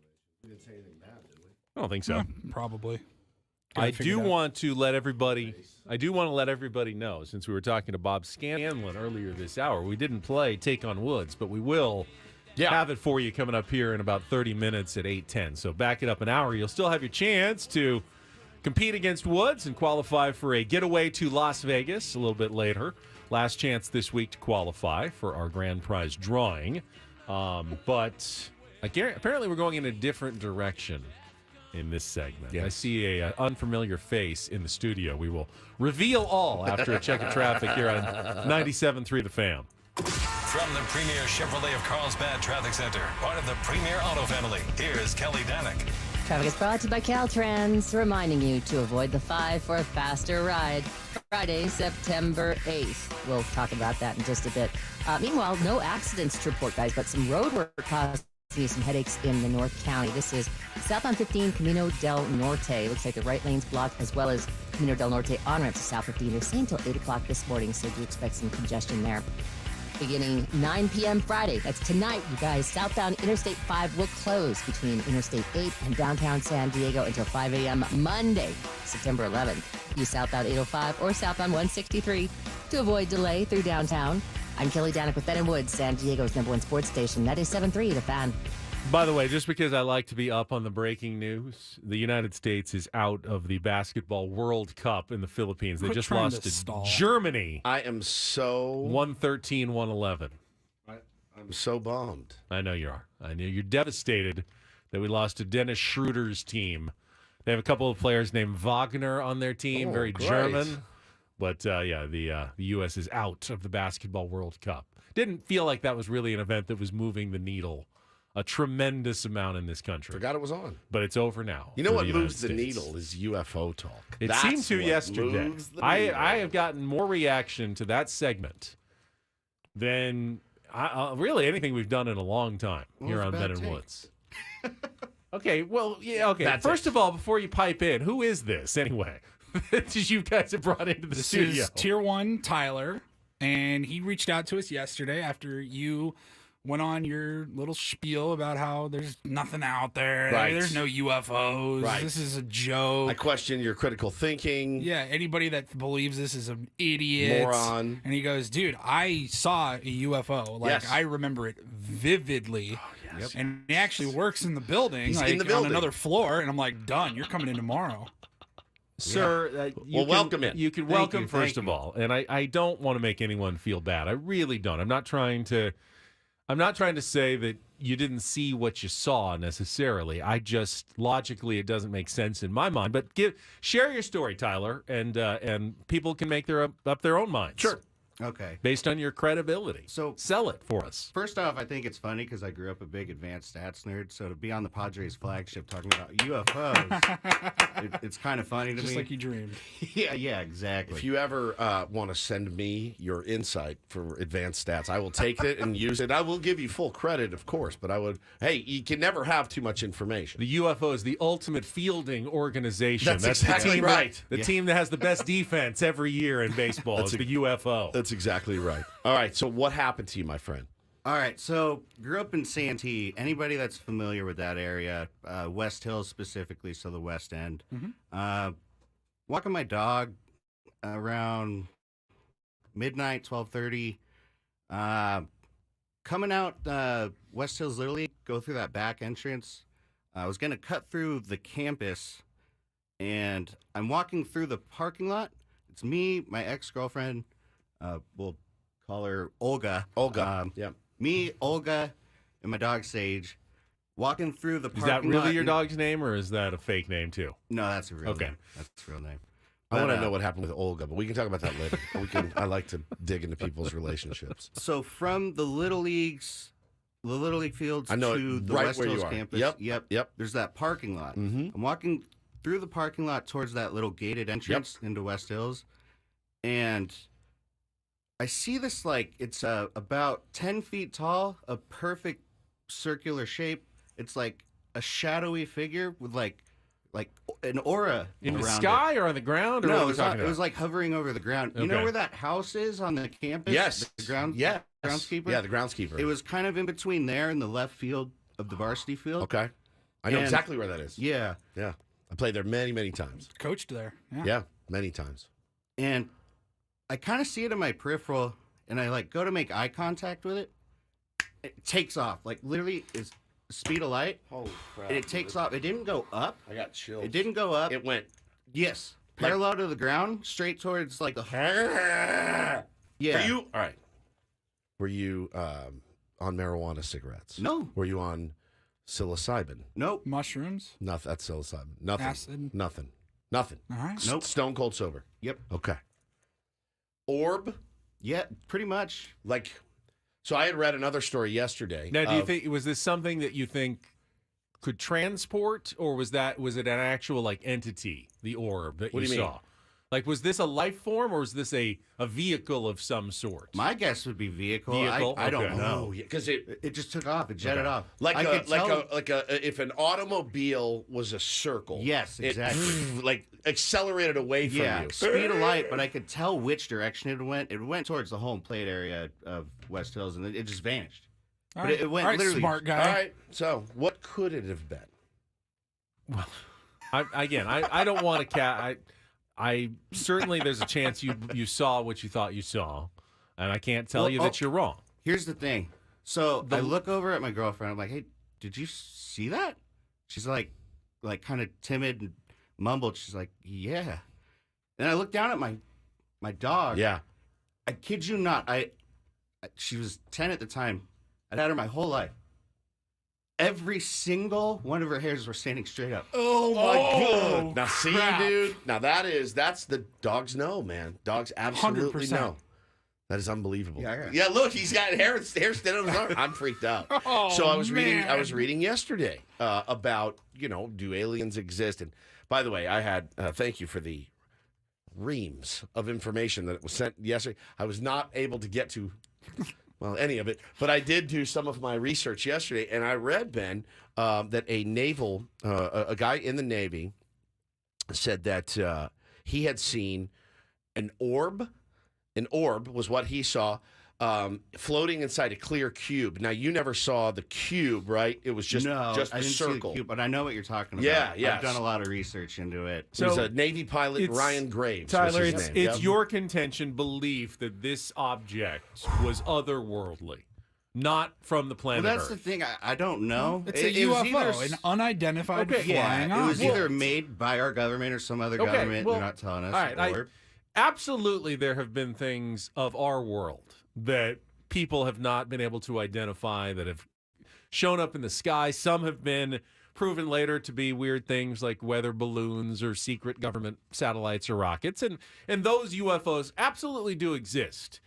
My contention is simply that these UFOs are not traveling from distant star systems and solar systems. Of course, that's your contention. Yeah, you're all a the first-year way- grad student. All the way here to come visit a Little League field in Santee. It's not a Little League field. It's a high school field. High I had a home school run there. You know how baseball. hard it is to get one out of West Hills? Do you have any idea how hard it is to get one out of West Hills? So they travel. field, by the they way. travel probably several lifetimes to get here, so they could see where Woods hit his home run Yes. in Santee. That's Yes. Didn't go to the population center. Or You don't know they why. went to Santee. Maybe they got off course. Maybe they got off course. I mean, Well, so they- Miramar is like right there. Miramar's too. So right they have there. the advanced technology. Miramar is right to build there. this incredible orb that travels, probably at or close to the speed of light. Yet they got off course because, and of course, they ended up in Santee is where they ended up. Miramar. Miramar's right there. Yeah. That's nuts. So you saw it. It scooted away. You get that. Everyone's had that feeling before. Why didn't they say hi then if they came They're all the scared. way here? They don't know. They're But scared. why did they come here in the first place? I don't know. Nobody knows. But the deal is, Did you give off bad vibes, Tyler? That they didn't want to say hi to you? They wouldn't have shown themselves. Why not? Why not? Exactly Again, I right. just asked the question. Why wouldn't they show themselves We if don't they know. came all the way here? We don't know. We don't know why They went to wouldn't. all the trouble of traveling epic distances. I mean, epic distances. Even at the speed of light, it might have taken 2-3 lifetimes to get here. And only to briefly show up at a high school baseball field in Santee and then gone. That's it. I believe it. That was the whole journey. I've seen so many things. That'd be the I've worst seen trip it. ever. Like, I've Can seen, you imagine you not got up the close, alien though. kids in the back seat and you're going like, Can you all turn right, his we're mic off? Just turn traveling his to mic off. Earth. He's making a fool of himself. Anyway. Oh. Yeah, but not you. His. I believe you because the dog is what really domes me. Yeah, out. The that's- dog, the hair on the dog's like standing up, like, oh my God, what was that? Dogs know they're massively intuitive. That's what did it for me. Huge- My humans- dog's hair stands up when there's a possum in the Sure, backyard, but too. this wasn't a possum. This was not a possum. This was an orb. Yeah, and this is a Chow Rot Pit mix. She was a very smart, man. strong, very, very just good dog. Very That's good dog. amazing. Well, I love it. I believe it. I fully believe it. I mean, you had and so after it was over, were you like pretty spooked for a while? Yeah, Yeah. yeah, very spooked. And, this is kind of like trending towards conspiracy talk a little bit, but there's, I don't know how much research you've done, but people that have been witnesses, like there's radiation Sure. poisoning that comes off of the Yeah. UFO. A lot of weird stuff happened through time. Are you telling us you're radioactive? I hope not. Okay, just making sure because we let you into the building here. Potentially. But no, so you see Scar right here? Yeah. After the sighting, my dog, she started getting very angry, upset, violent, and Which she'd never had before. 10 years well, you've had she her. was. I don't want to call her aggressive, but she was protective before. Yeah. But of me and my family. Sure. She started. This is from her. She ripped Damn. like this apart. I'm lucky to have an The eye. eyelid. Yeah. And since she was my dog, I was like, I don't want to put her down. Yeah, of course. Like a week, 2 weeks later, she almost took my mom's hand off. Holy cow. Yeah, so we it had to- changed her forever. We had to put her down, and it was the hardest thing I've ever had to do. No question. Um, That's I'm so sorry nuts. about that. That is very sad. And me and Olga. You didn't. Olga. Did you get We aggressive too, though? And it was just the dog. No, you're it was okay. just like All right. this is Did weird. I Olga can't get describe aggressive? it. Okay. Yeah, Sorry? did Did what Olga get happened with- aggressive? with what Olga? happened there? Well, we just. Would she corroborate this story? She doesn't like talking about it. Convenient. I've heard enough. No. Oh, Son of my a bitch. God. You guys can meet her if you want. Well, you can't, but Bro, I love it. An orb that he saw and it scooted away. But yeah, so we were the perfect couple. We were gonna get I thought we were gonna get married and have kids. We were perfect, and then things started getting weird between us. Even too started, cheating on each other. I guess you could say. Yeah. Ended up breaking up, and yeah, it was just weird how all these weird things happened afterwards, and I didn't really piece all of it together until like I started researching the subject Sure. more and more, and it's weird when all the dots start connecting. It's just like I don't know how anybody can't believe in this. I don't either. I don't. Tom says to me, why are you assuming it's multiple lifetimes of travel for aliens? We don't know their technology. Could Yeah, be we similar don't to know. Marvel movies. A hole opens and poof, they're there, like a wormhole, and they can instantly travel across the universe. And that part of my skepticism involves, okay, if they have that advanced of technology that they can poof appear wherever they want, are they really going to just pop in for half a second, show themselves briefly to one person, and then they're gone again? Yeah, they don't want why to does be that make any seen sense? necessarily. But why were they here in the beginning, in Nobody the first knows. place? Nobody knows. That's what we're trying to figure out. Nobody knows. I am excited though because Tom DeLonge. It's funny. He was my favorite musician growing up. Yeah. And it's just weird how there's just coincidences like that. I almost don't believe in coincidences anymore. But how he made it okay for people to talk about. 100%. He absolutely did. And I'll admit, when he came out with it, I was like, oh, he's got that good stuff. And then I was like, oh, he's not. He's like very passionate about it, very, very into it, has devoted a large portion of his life to investigating. We played that audio a couple months back from the guy that said, yeah, no, we've found things. The ex-government official. Yes, it's crazy. Yeah, Department of Defense. Yeah, crazy stuff.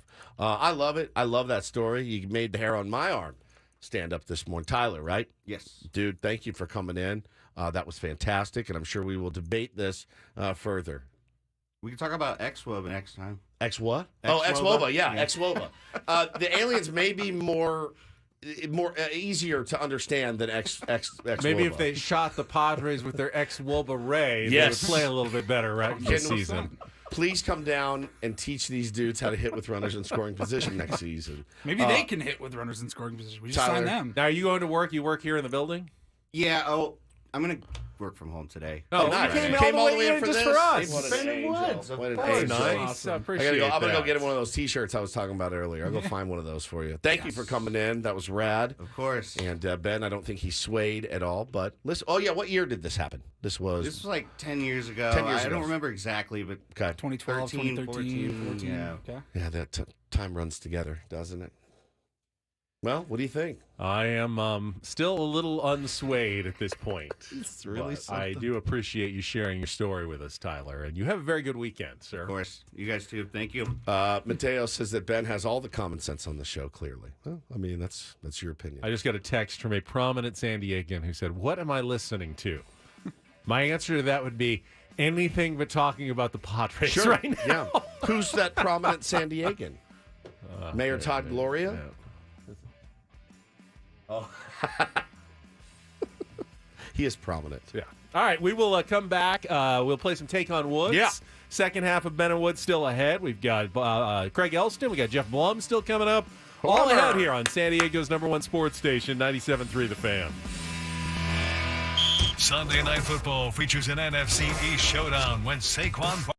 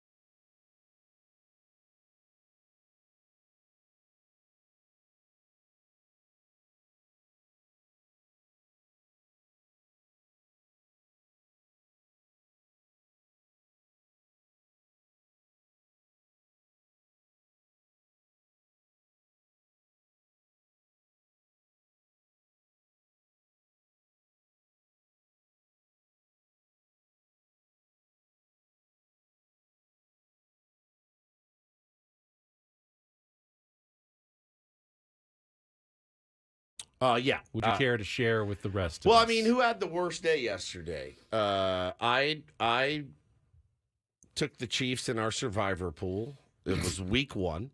I got excited. The bright lights. I said, I just want to be in the action tonight as I'm watching the game.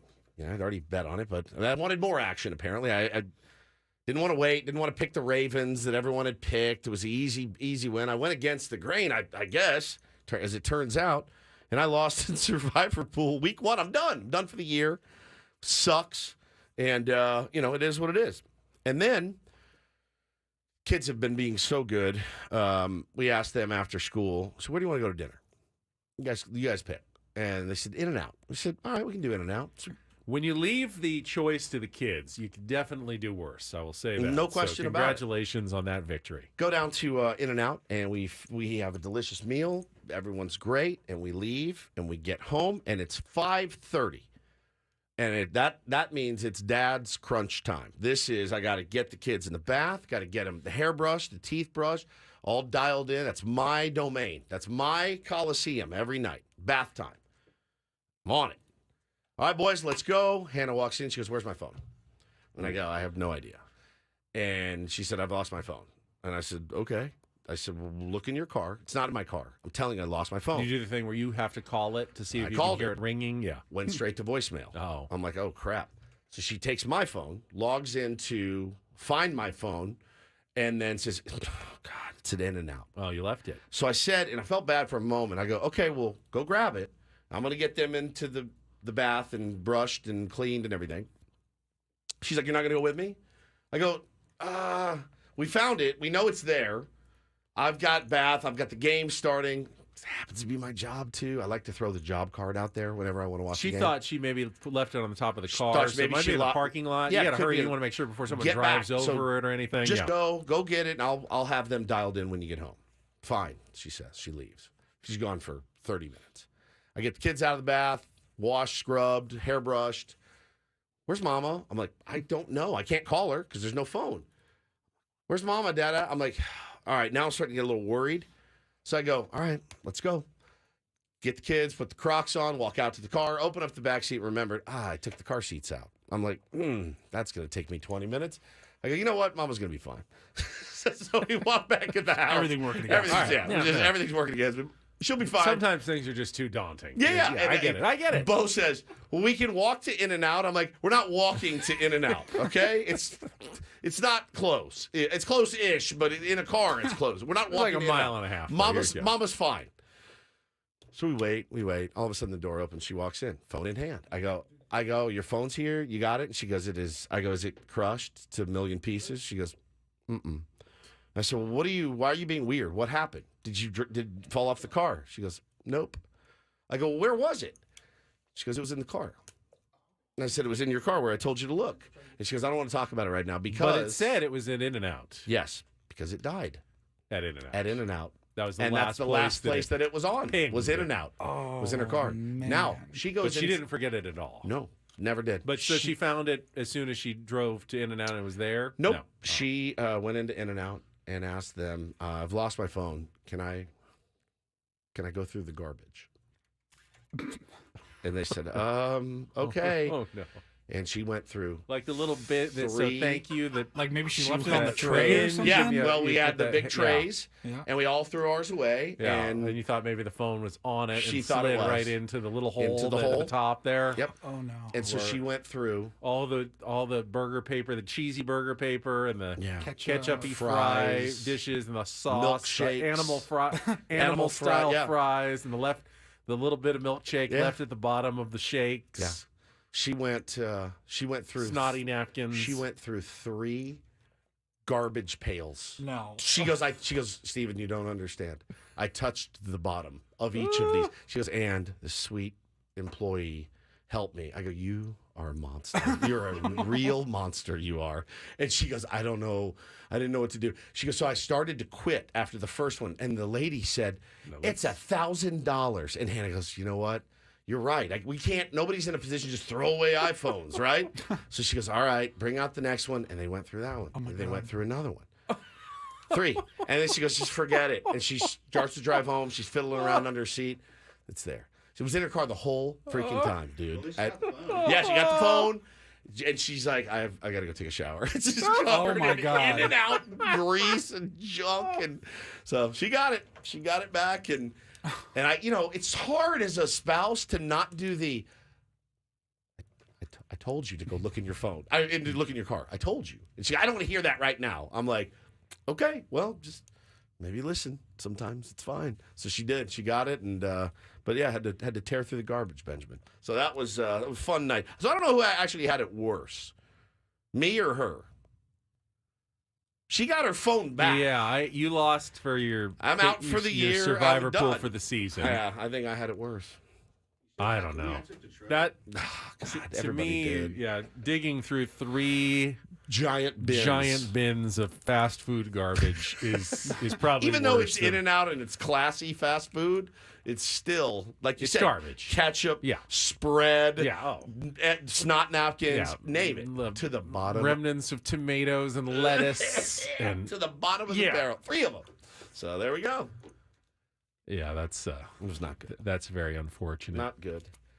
Sweet angel. 858 or 833-8 what's our number again? 833-288-0973 for the Take on Woods here in a couple of minutes. So I went through mathematically because I know there are some people who do not want to give up the ghost How dare you do on this season. And they want to hold out any last hope.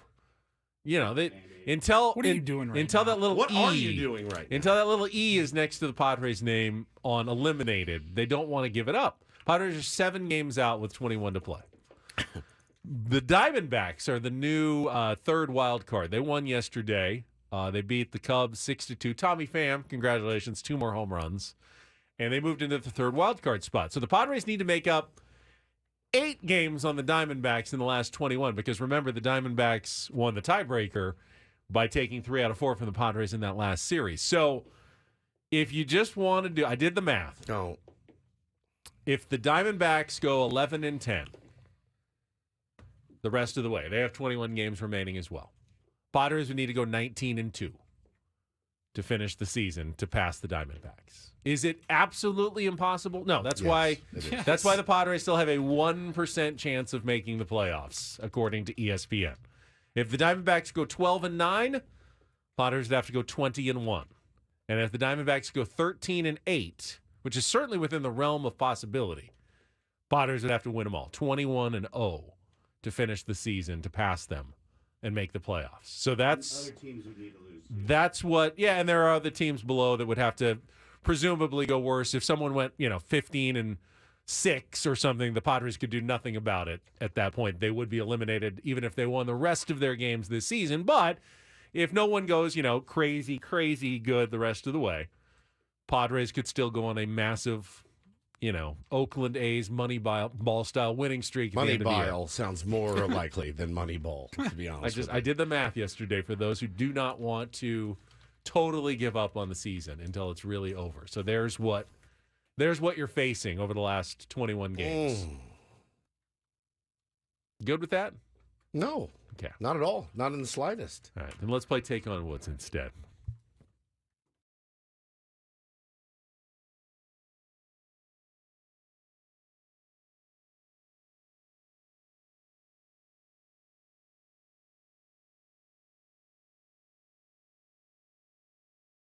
All right, looks like we got Edward as our contestant today. Good morning, Edward. How are you?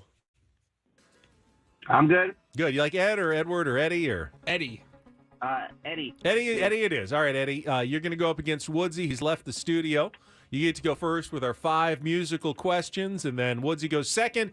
You beat or tie him, we will put you into the drawing for our grand prize 2-night getaway at the Westgate Las Vegas Resort and Casino, plus a private VIP pod at the Westgate Superbook, and a $250 food and beverage credit. You're going to love it. $70 million in room renovations.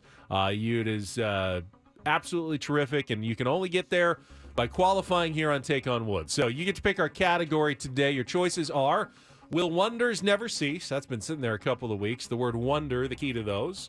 Title yes, lyrics no, part 2. We did one a couple of days ago. It's songs in which the title does not appear in the lyrics to the song. And the new category today is called Wait for Me. Those are 5 song titles that end with the word me. So of those three, Eddie, will Wonders Never Cease, Title Yes, Lyrics No, or Wait for Me? What would you like to play? Let's go with Wait for Me. Wait for Me. All right, the new one. All right, for today's category, as I said, you'll be looking for 5 song titles that end with the word me. You got 60 seconds, so if you don't know one, you can pass. We'll come back to it if there's time left on the clock. We'll start with the 2-second song. Paulie's going to play a clip, well-known song from the past. You need to give me the title that ends with the word me and the artist to score that point, and then we'll go on from there. Eddie, you ready to play? Let's do it. All right, 60 seconds on the clock. Category Wait for Me. Your time begins when Paul plays the music. Good luck, Eddie. Let's take on Woods. If you change your mind, take a chance on the first day. Oh, wow. Pass. Hot funk, cool punk, even if it's old junk. Billy Joel takes aim at the critics in which hit from his Glass Houses album?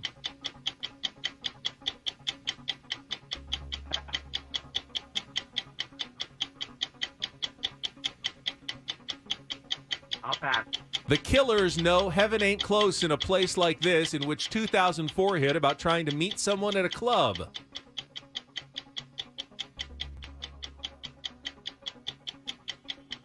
Wow.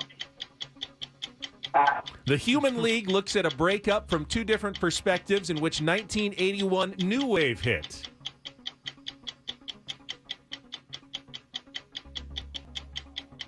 Jewel laments a failed relationship, in which hit from her debut album that was written by fellow San Diegan Steve Poltz.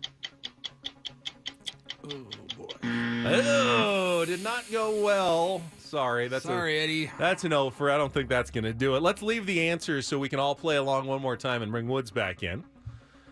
See how he does in the same category. He does not get the category. Makes it a little tougher for him. We'll see how he does. Let's reset the questions. Our 2-second song. Woods, your time begins when Paul plays the music. Good luck. Let's take on Eddie. If you change your mind, take a chance. Take a chance, ABBA.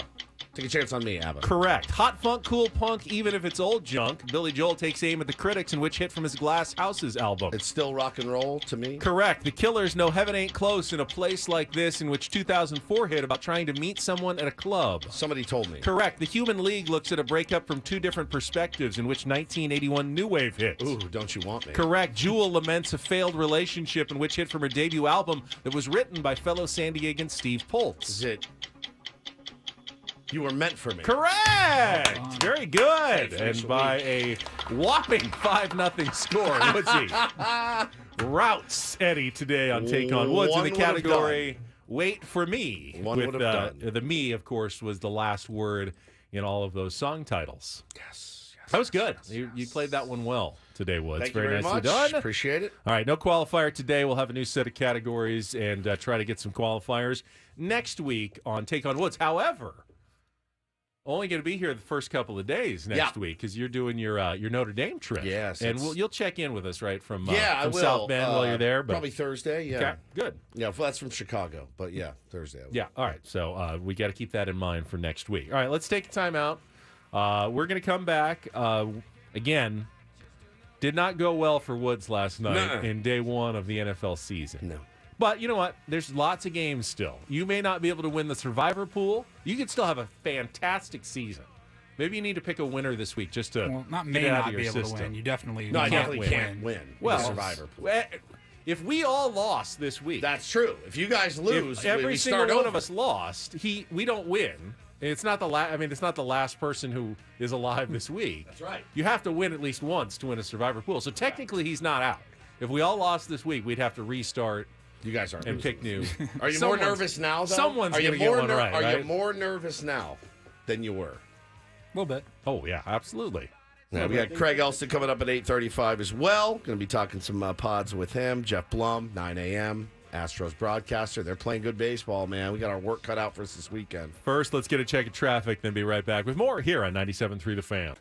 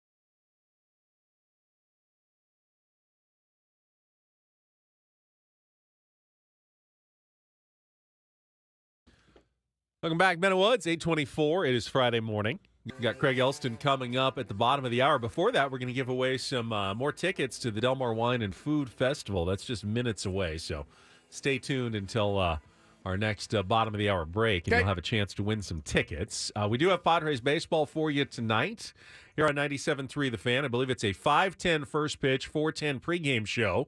Game 1 of the road trip and Game 1 of a 3-game series against the Houston Astros. And Blake Snell will be on the mound, continuing his push toward a second Cy Young Award.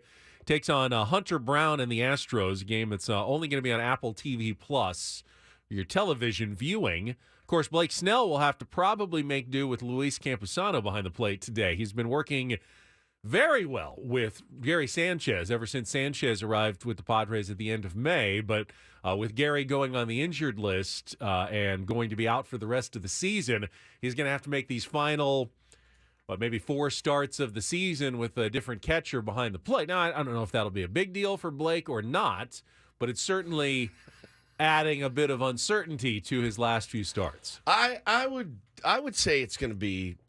He's a guy that loves comfort, very much. But he also calls his own pitches. He does on his belt. He does. Can't. I mean, how much? I mean, well, if Luis blocks pitches, then he blocks pitches. If he doesn't, now the question is whether Blake had started trusting Gary. Yeah, he could spike his curveball. And he felt like Gary was going to block those pitches. If Luis, blocks the first couple, I'm sure Blake will get pretty comfortable pretty quickly with Luis behind the plate as well. It's a tough draw when they're like, "Hey, you got Snell tonight." You're like, "All right, better be locked in and on my game because that 58-footer, man, that's right here next to a knuckleballer. It's about as tough of an experience as you get behind the plate. That's no joke, Ben. That's an accurate statement. He gets more swings and misses on a 59-footer. And he makes guys look absolutely foolish with that. But, an inning can get really, really big with a couple of those pass balls. Especially with the walks that he's going to put the guys on base. So if that walk instantly turns into a guy on double or third, because of a couple of wild pitches. Sack fly gets it done. It can get out of hand pretty quick. But listen, the Campy's here. This is a good test for him. This is a big chance for him as well. And, Blake just needs to go out and do exactly what he's been doing all season, man. He has been lights out. It's a lot of pressure for him, I'm sure, too. He knows to be just a finalist in the, one of the top 3 guys, top 3 or 4 guys mentioned for a Cy Young. You go in there feeling pretty good anyway, but then when you realize, I actually have a chance to maybe win this thing in a walk here, which is unbelievable. Like, it ratchets it up a little bit. And again, facing that lineup, you're like, all right, man, I really got to be sharp tonight. Now, you were a little upset after the comments you made a few weeks ago. At this point, with where the Padres are at in the season, do you care if that's his mentality? Like, hey, I'm going out, I'm trying to win this Cy Young. No, not now, I don't. You see what I'm saying? It's over, it's a little different now. It is. Ben just made a once Ben painted that picture of you'd need to go, what was it, 19-2 if somebody else goes Arizona 12 just 11. plays a game above 500, you'd have to go 19-2. Well, go get yours now at this point. I feel actually a little bit more free and easy rooting for him tonight against this Astros team because Ben really put that in perspective. It would be an almost impossible task, and that's why there's like 1%. So I'm go get it. Go get your Ks. Keep your runs off the board. Let's try to win a ball game. Wouldn't surprise me. It wouldn't surprise me if the Padres beat these guys. They've beaten some good teams all year. So it's just one of those weird He's certainly weird leaning into the who cares about walks thing now. Had some quotes in the UT this morning. Basically, he was asked, so what do you make of a pitcher who leads the league in walks but also ERA? Blake said that he's really good. That means he's a damn good pitcher, is what Blake Snell said. That's what I'm saying. He also said, it's hard to go 7, 8, 9 because I'll have an inning of 25 or 26 pitches. It's going to happen. I don't care about that. What is 7 compared to 6? As long as I outlast their starter, that's all I care about. I do think he'll get dinged a little bit for not pitching deeper into games by Cy Young voters. I think they care. Yeah. I think they care about. I thought you meant by for money. No. I think the Cy Young voters. Sandy Alcantara won last year, due in large part to his ability to pitch deep into games, his complete games compared to the rest of the league. not even close. Yeah. That was a big thing for him next year, but he is saying now, I don't really care if I walk a guy anymore because I feel like I'm going to strand him. And that's good. I mean, that's the exact mentality you have. He's to not have, going to give man. in. He's not giving you a pitch to hit. Yeah. He will continue to throw that curveball, and if you lay off it and take your walk, good for you. Yeah. The next guy's going to see the same thing. He's not going to back off and all of a sudden, well, now they're not swinging, so I'm just going to have to throw fastballs and take my chances. That's not what Blake is going to do. I mean, he's got to be one of the most frustrating guys to game plan for.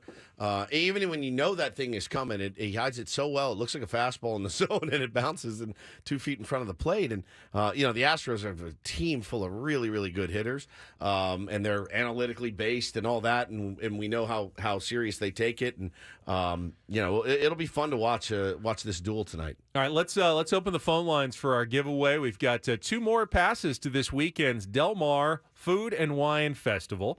It is happening at Surf Sports Park and featuring appearances by Alex Morgan, Drew Brees, Rob Machado, and more. Tickets are on sale right now at delmar.wine, but if you'd like to win a pair, something to do this weekend, you can call now, 833-288-0973, 833-288-0973. Let's make it the 4th caller. Going to win. Just wait for Paulie to pick up that phone. If you don't hear him, then you didn't win. But if you do, congratulations. And then we'll have Craig Elston joining us with a Crossing Stream segment, our regular Friday feature, get some TV recommendations for the weekend, and more coming up next with Bennett Woods on San Diego's #1 sports station, 97.3 The Fan.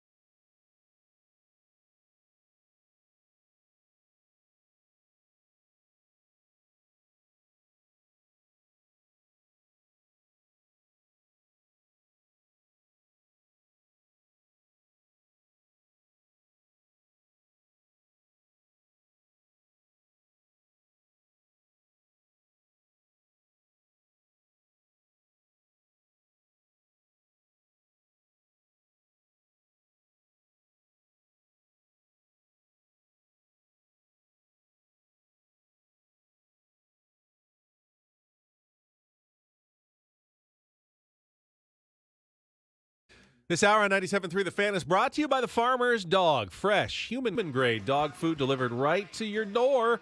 Good health starts with healthy food. That goes for dogs, too. Farmer's Dog delivers fresh, human-grade food right to your door, so it's easy to quit the burnt brown balls and feed your dog real food. Get 50% off your first box at thefarmersdog.com/dogdays. I always appreciate Craig Elston helps us get through the dog days because we have definitely hit them here in early September. No doubt. Padres. He hit him a while ago. Yeah, that's true. That's Based true. on some texts I got from him. Hey, you know that I'm still holding out hope for 21-0, just not, like 1% of hope for that at the end of the season. Yeah, no, it's not happening. It's actually, I feel like 1% is a bit generous as well. As do I. Like 0.1% sounds a little more accurate to me at this point. There's so much that has to go in your favor, which that has definitely not been the tone of the year. Things breaking our way. Tons of things breaking the Padres' way all at once. Really screams 2023, doesn't it? Here and there, yes, but no. All right, we'll talk with Craig right after this check of traffic on 97.3 The Fan. From the Premier Chevrolet of Carlsbad Traffic Center, part of the Premier Auto Family, here's Kelly Danick. Traffic is sponsored by the all-new Premier Buick GMC of Carlsbad. Got a collision now on the coastline, south on 5 right past Tamarack, trying to move into the center divide. Also an accident clearing up on the south on 15, just past the 52. Premier Buick GMC of Carlsbad with all new 2023 GMC Sierra 1500 elevation package trucks. $4,000 off MSRP, over 15 in stock to choose from. Stop in or shop online at carlsbadbuickgmc.com, a proud member of the Premier Carlsbad family of dealers. And Kelly Danick with Ben & Woods, San Diego's #1 sports station, 97.3 The Fan. Craig is doing entirely too much smiling right now on our YouTube stream, and I don't know why, but it makes me nervous for some reason as we welcome him onto our Premier Chevrolet of Carlsbad fan hotline for a Crossing Streams Friday. Good morning, Craig. You seem in a cheerful mood right now.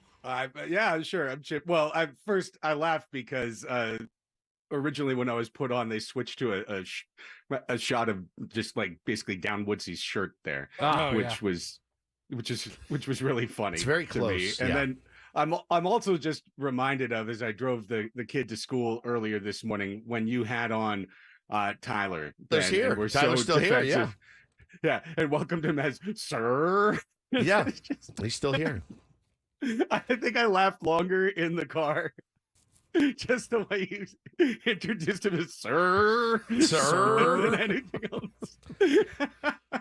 Ben has trying to convey both being respectful and skeptical at the same time. Craig, as a good journalist, a good journalist does. Yeah. Ben, that's what I've learned from you. Respectful, and what was the other word? Skeptical. Yes. Healthy skepticism is what we call that. That's what we have with the Padres this year. No, it's not healthy. No. An unhealthy skepticism. It's just massive skepticism at this point. I think it's well earned, Craig. And I know you've been in you were in the acceptance phase a while back, and we're all just kind of playing this thing out, seeing how it ends. And we're now at the point of rooting for Cy Young potentially for Blake Snell and some other, individual accomplishments. Like to see a couple of guys finish the year really strong, see what some of the young kids can do. I'm excited to see Eggy Rosario, and I know he's battled his way back. They're going to be calling him up.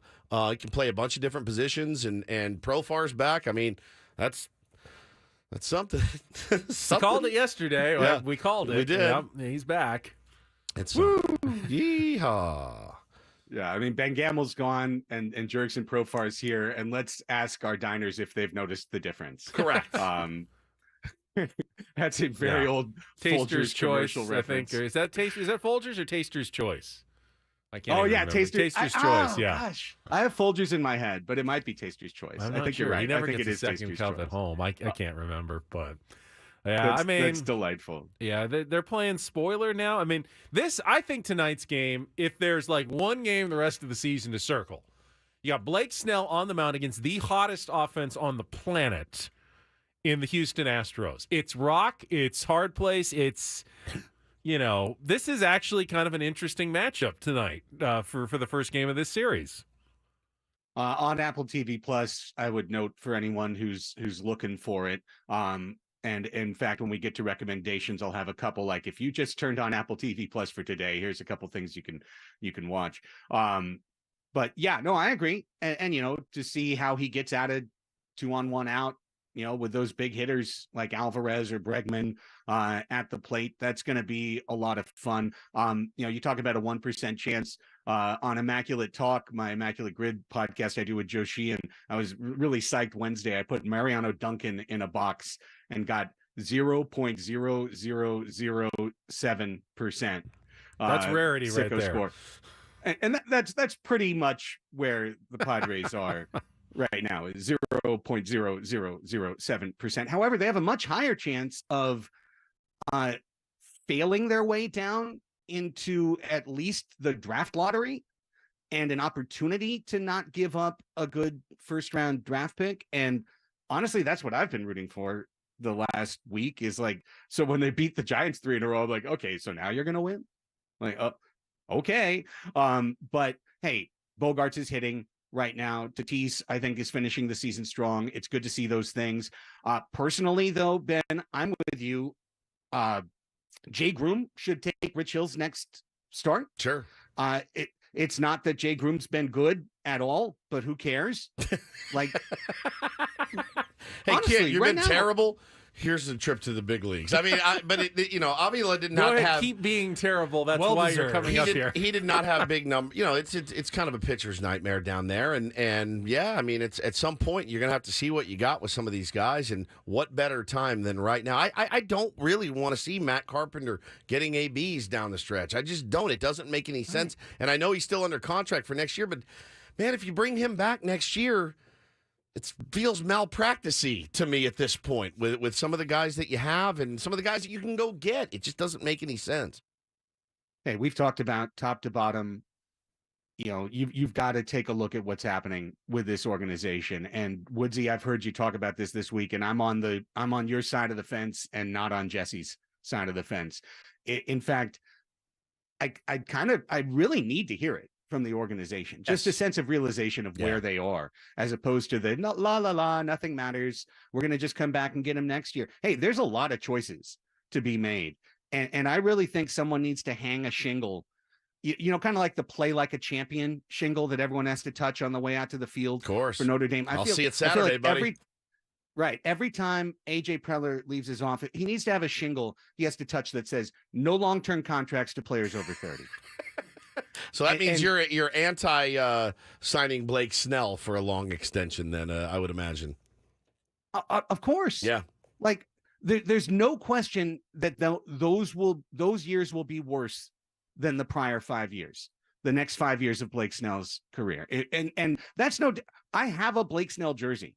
I really like Blake Snell, and on an exclusively personal level, if the Padres re-signed Blake Snell, I'd be excited to go see him pitch, but also I'd be driven crazy because we'll be back to 4 1/3 innings, 5 walks. Like, he's having his all-time season right now. He's having the season where he's stranding everybody. And 1 extra hit per game takes that ERA up to that 3.7, 3.8 spot where it's used to be. Let someone else make that choice. Craig, you gotta go find the next guy. You just brought up, I think, a great point. And that is, as a fan, I can both be happy that the Padres went out and signed Xander Bogaerts. Absolutely. And extended Yu Darvish, because I like those guys, and I like the commitment of Peter Seidler to the team. And also say those, those are mistake contracts at the same time. Even though I'm happy they're coming and I'm happy that we have them. And it's great to watch them. And it's a lot of good about that. Objectively, those aren't good deals that A.J. Preller is handing out to his players. Correct. And every one that you make puts you in a box once again, because you've got the commitment, you've got the player on the roster. And often those players decline the instant we give them deals, kind of like cars coming off the lot. I mean, look where Cronenworth has gone. This just wasn't his year. It was a lost year for him, and he's not a first baseman. We do stuff like that too. Trade for players or sign players and then put them in a position where they aren't their absolute best. So we got to break this cycle. And this is something we talked about on Padres Hot Tub this week. And I'll be very straightforward. Ben, it was inspired by stuff that you guys talked about early in the week. This franchise has a chronic pitching depth issue. And it has truly, you can see the locus of it. It was 2020 at the deadline. It was the moment that we started to say we're all in. And from that point, whether it was Clevenger, Nola, and then Musgrove, Darvish, Snell, and on through all the way to Soto and to this year, it's been trading prospects for, a year or 2 or 3 or 4 years of service of established players. A very reasonable strategy, one that obviously put a lot of talent on this roster. But every year, the check has come due quietly at the end as some of those players tire or get hurt, and there's just nobody there in AAA, AA to step up and take their place. The big question facing this club on this front is, how do you break this cycle without breaking your window of being competitive? Because the most likely thing to do this year is package some of these prospects for the next Blake Snell, Joe Musgrove, Yu Darvish. Go find another starter on 2 years of control, trade prospects for him, get the sure thing. But you're going to have the same problem next August, September. Or do you grit your teeth for 1 year, hold every pitching prospect in your organization, and get to that Dodger Giant spot in 2025, but does it suffer you in 2024? Tough question. It is the threading of that needle has to be. Did you see the second Top Gun? Did you see Top Gun 2 when they're like, yeah, you're going to be going 800 miles an hour. You have a 1-inch chance. And you're like, bro, this is a death mission here. And if I'm AJ Preller, like, I'm probably looking, if I'm AJ Preller, I'm looking at it going, I've really backed myself into a corner here. I don't know how I'm going to get out of it without, like, wasting years of my kind of aging players' primes, right? Or depleting a what farm system I just tried to build up again. It is the thinnest of margins that he's operating. I'd be like, is anybody else hiring? Because I can just go do this somewhere else. It would be such a daunting task that it actually makes my head hurt to think about it. And believe me, Craig, I lay in bed at night and I think about early Ben and Woods combos, right? When we first started. And Ben was Colonel Budget, and I was not. I was like, hey, trade the prospects, get some good players in here, and try to win. And I'm now reconsidering everything I've ever thought I knew about baseball. Just so you know, I've been doing a lot of reflecting lately, and I'm like, I feel I'm now starting to tighten my belt instead of saying, no, go get him, bring him in, let's go.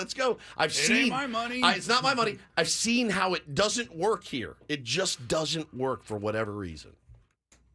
Well, and just very, very briefly, it's never worked through baseball history. Sure. Doing Immaculate Talk Monday through Friday with Joe Sheehan, it gives me the opportunity to talk about a couple dozen Major League Baseball, or I guess 18, up to 18 different Major League Baseball players every day. And you go through these baseball reference pages and see the superstars.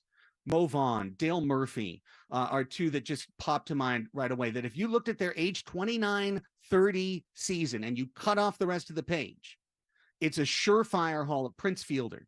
There's a third for you. Surefire Hall of Famer. You open up everything from 30 and below, and it's a disaster class. And it's the worst contracts, some of the worst contracts in baseball, locking into those players. Pujols, okay? The Padres have walked into those deals already with 5 different guys on the team. So when we talk about Ohtani or Snell, and let me throw Seth Lugo in there, someone else has to take on Seth Lugo after he opts out, doubling his innings at age 33. Like, betting on his age 34 to 36 seasons, that's a huge mistake historically. And the Padres have already made a bunch of these. They have to stop, or else we're going to have a really rough end of this decade. Nobody wants that. And I feel, too, talking to Craig Elston here on Ben and Woods this morning, I also feel like I'm better able to deal with it now if you let Lugo walk and Waka and Snell, if they go on and they have a couple of good seasons, that doesn't hurt me as much as potentially, now James Wood being the next great thing, or like if you're like, hey, it's actually an outlier that a guy is in his year 35, his 35-year-old season. Yeah, he had a great year. We missed out on that one. I'm okay with that more than you get rid of a player a year too early rather than a year too late. Absolutely. The old Patriots way. Yeah, let's get to the Crossing Streams streaming television recommendation. And this week, my son, who's a fan of anime, I walked in, he was watching a show called One Piece. And I Yes. sat down, and it was weird, but it was a well-done weird. And Paulie says you're going to tell us a little bit about One Piece. Absolutely. And listen, Ben, my son's obviously, just a few years younger than yours, but he too has inundated our house over the last year with One Piece, which has been airing in Japan, both written as manga and also the anime on the air for over a decade. I saw yesterday he was watching season 15, episode 347 or something like that. So it's literally been on forever. There's hundreds of the manga books that you can go and buy. But Netflix has created an 8-episode live action One Piece. And, James put it on, and I sat down kind of, mini skeptical, curious.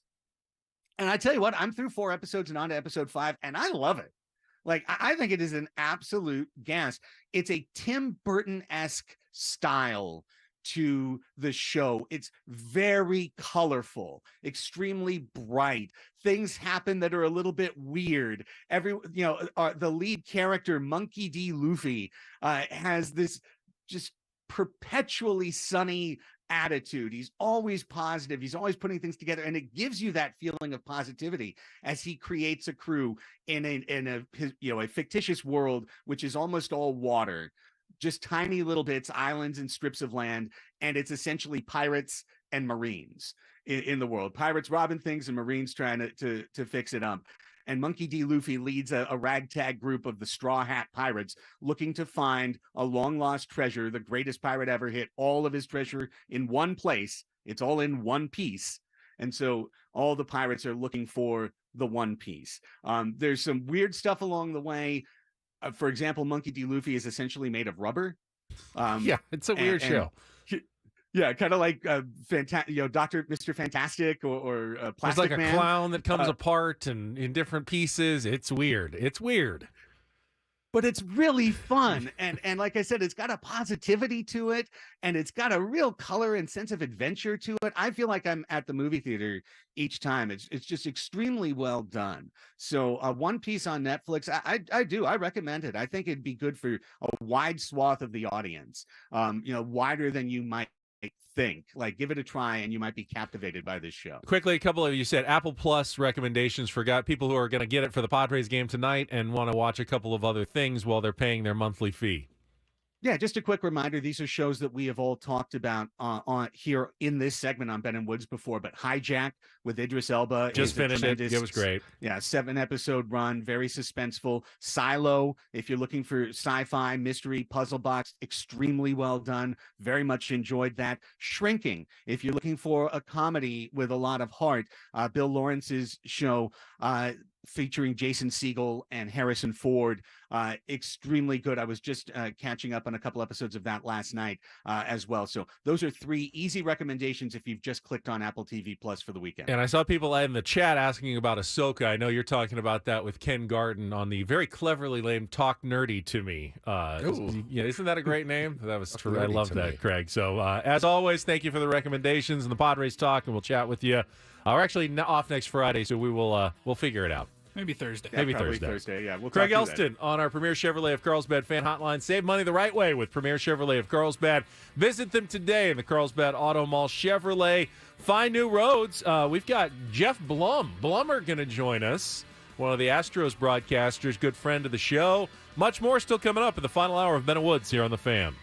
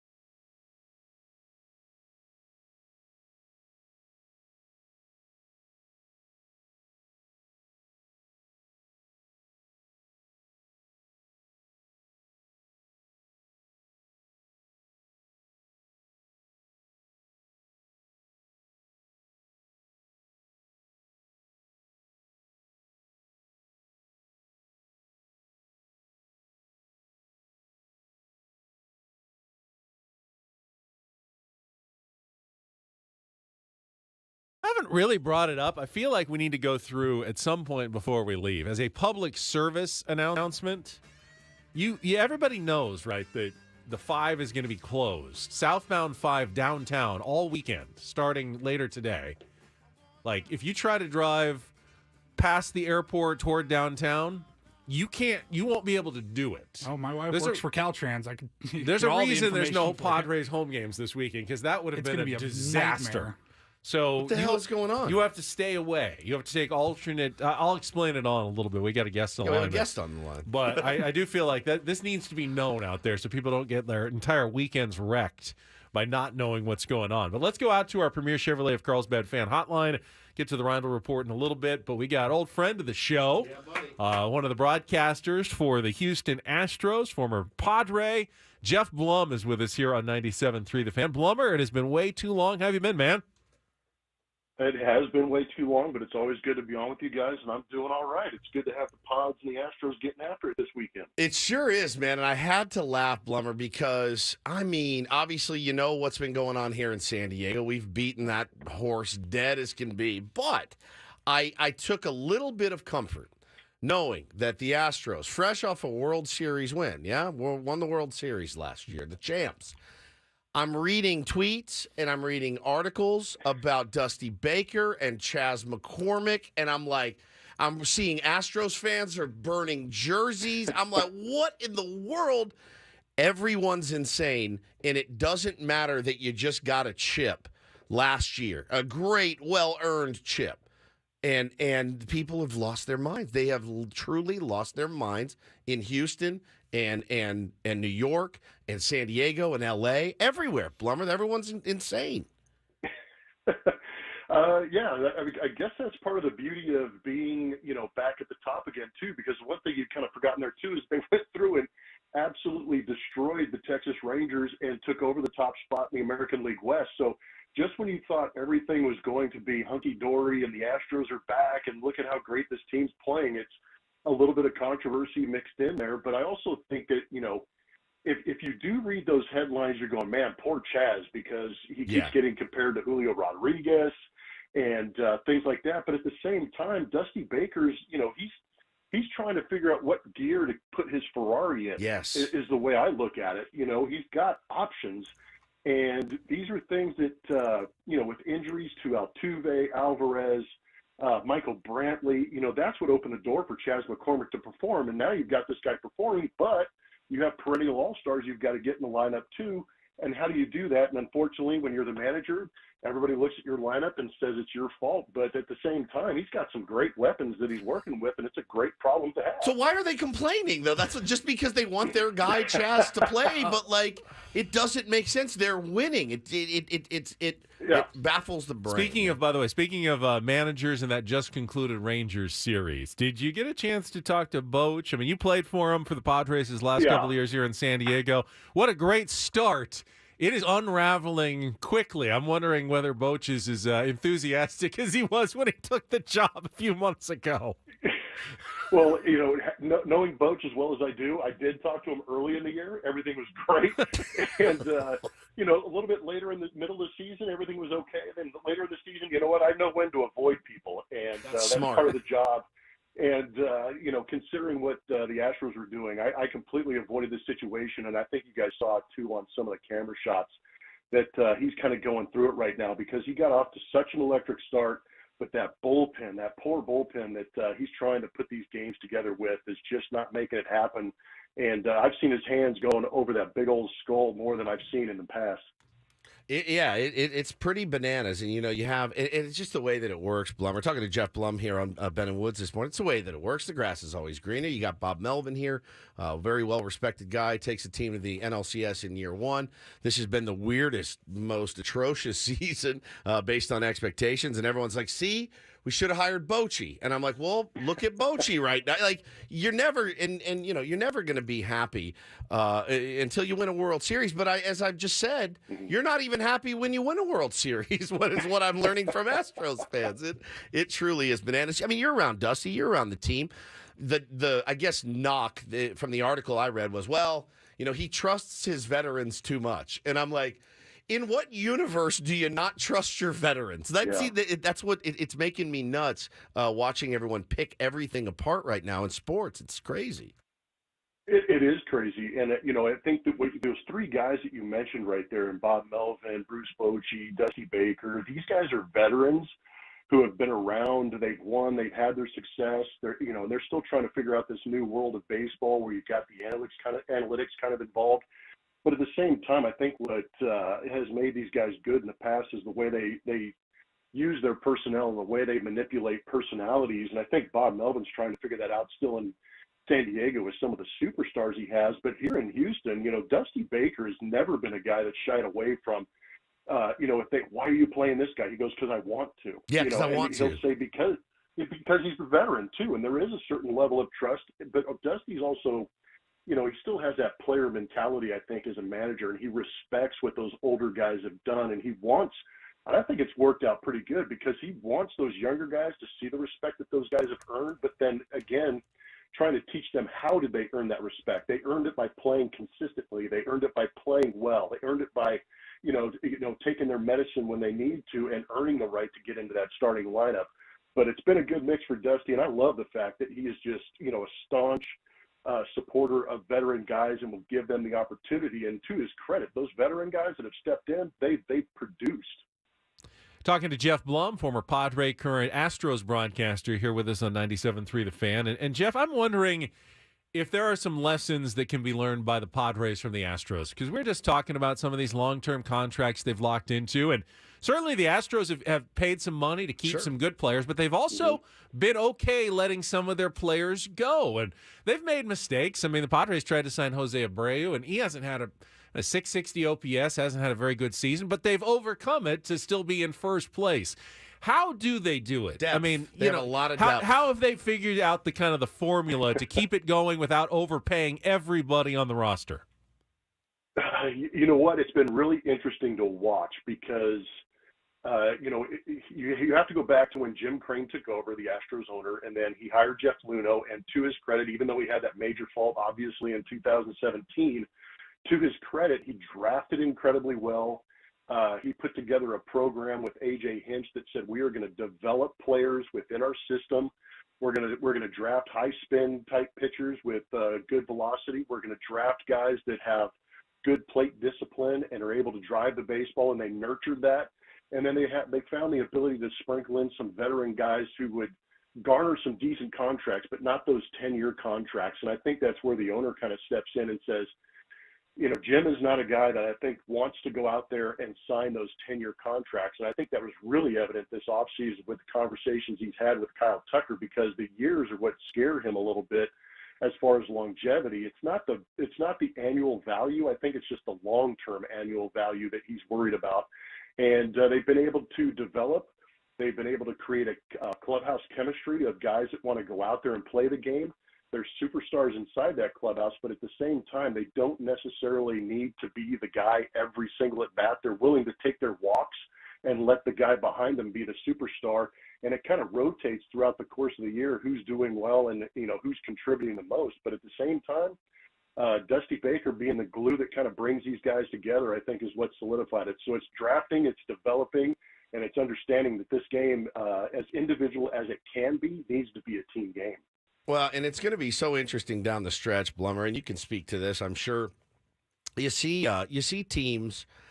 I mean, you're in a race right now, and it's a 3-team race for the West, and Texas is 3 back, Seattle's a half game out, and they've got young pitching, they've got Julio Rodriguez, but you guys are the Houston Astros, and you've got pitching, and you've got a bullpen, and when you look at it though, is it hard to think about, like, all right, man, like if you're going to be in the playoffs regardless, but is winning the West super, super duper important to those guys? Or is it something where it's like, no, maybe we let Seattle burn themselves out trying to win the West? You see the Dodgers do it. You saw the Giants do it a couple of years ago. I mean, just getting to the dance with all that experience, you got to like your chances. No, I agree with you. And it's been interesting because in the past, the Astros have had such large leads that in September we start talking magic numbers. But this year, you're kind of going, well, it wouldn't be bad if they were the 6th seed, because then you play a Minnesota or you play, some of these other teams outside your division, because the West has been so dominant.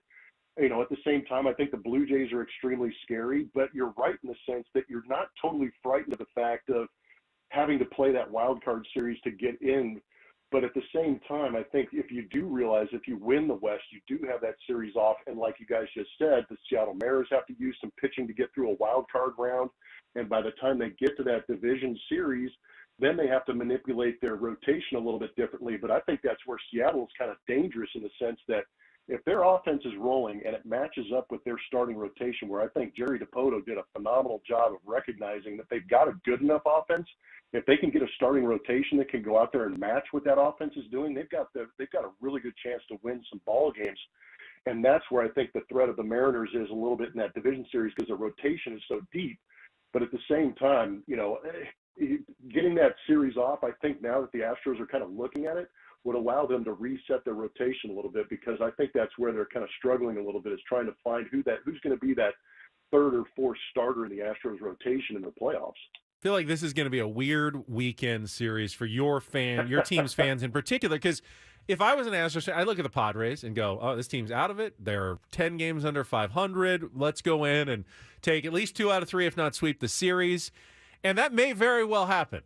And it may not, because this Padres team is so weird that it wouldn't be crazy if the Padres went in and took 2 out of 3 or swept the series too, because you just can't predict anything about this Padres team right now. I mean, you got Blake Snell on the mound tonight. You get to see the Cy Young favorite in the National League in Game 1, but he probably won't throw more than 6 innings. I think it's going to be a very interesting series here, Jeff. No, I completely agree, and I think that the San Diego Padres are that team that's effectively wild, and what I mean by that is they're effectively good enough to go in there and play phenomenal baseball in spurts, and this may be the time that they do it because you've got Blake going tonight in that Apple game, and he could set the tone for the series. But at the same time, 1 through 9 in that lineup for the San Diego Padres is always a threat, just because of the depth that they've created individually with those guys. And I've seen Juan Soto in this ballpark in high leverage situations do an incredible amount of damage, and it'll be interesting to have him in this environment again.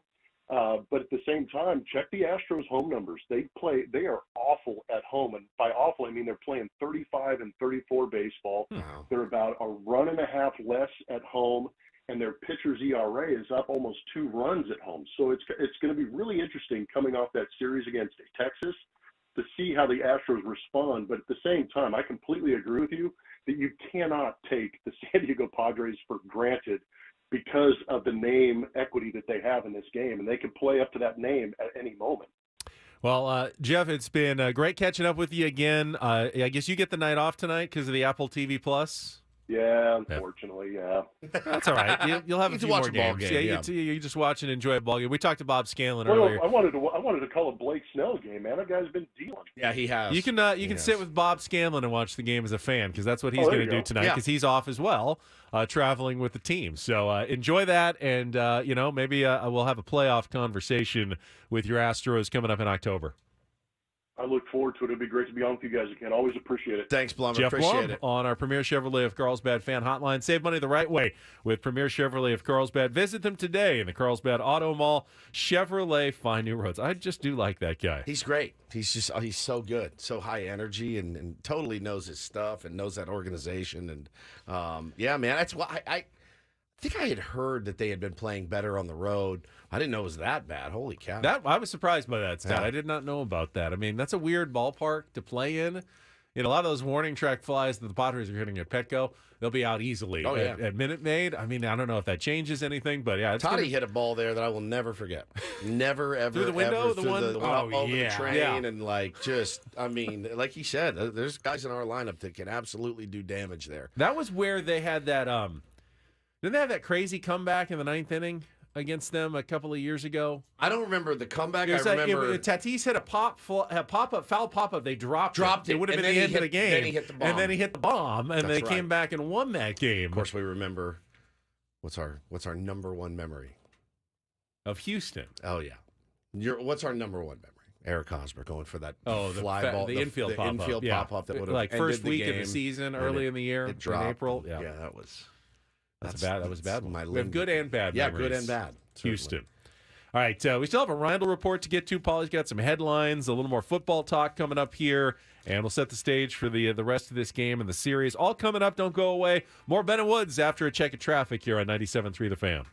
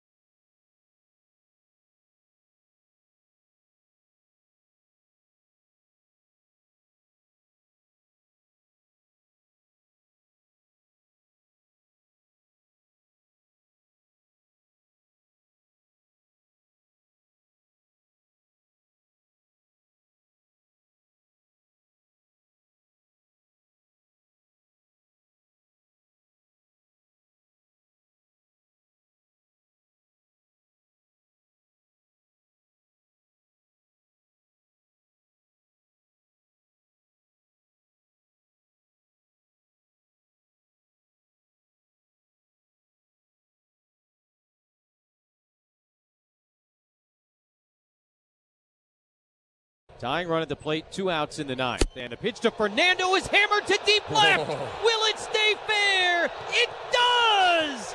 Up over the railroad tracks in left. And we are 6-6 in the ninth. That was amazing. Jesse sounds younger. He does. I feel like that was a Sunday. I'd have to look. Summer Sunday. I know there was the 9th inning, down 3 runs, 6-3 Houston, and Toddy just put one over pop the... up foul territory, gave him another chance, and he tied the game, and the Padres went on and won. Remember in those extra days innings. when we could win? It was the last extra inning win for the Padres. To be fair, that was the 2021 season. So. That's true. Which started great. Yeah, that's true. They were. Really they got to. Did I just read that they got to 17 or 18 games above 500 that year before the the once in a century collapse? They haven't even sniffed that this year. I remember I took Bo on our summer trip. I'll be going on next week, but I took him to Texas to see my family.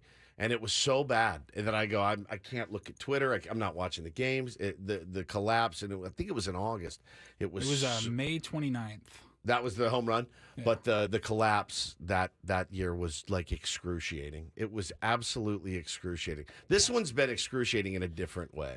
Just a totally different They made way. it all the way through June. Yeah, dude. As like they were the best team All-Star in baseball break. for sure. Yep. And then it was like right around the All-Star break.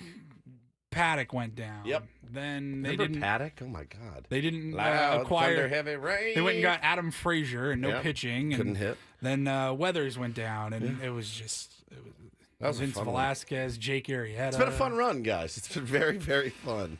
We have seen some S. Yeah, we have. We have seen some S, Paulie. Speaking of S, I know that Kelly's been talking about it in her traffic reports, but yeah, I think it's important to get this message out as Sure, we've got a widely as platform. possible. Yeah. So beginning at 9 p.m. tonight, and then lasting through 5 a.m. Monday morning, so all weekend long, the southbound 5, starting at the 8, so right there like SeaWorld, just past SeaWorld at the sports arena, will be closed all the way to the 163.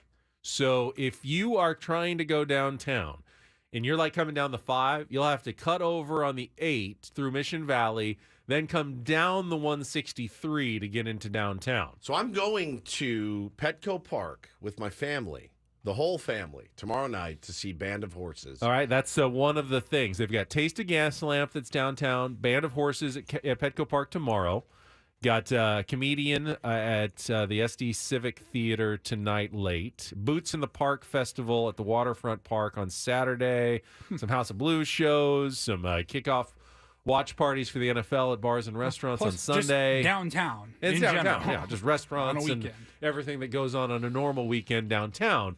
You can't get there from the southbound 5 Do I this need weekend. a chopper in?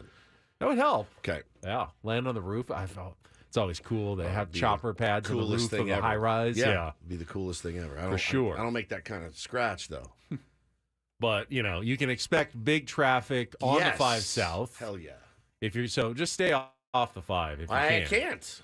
Well, you can go on the 805 and then cover the 163. But then so don't everyone's even gonna get be on the 805. Yeah, I mean too. it'll definitely be worse on the 805 for This sure. sucks. Take the 52 over.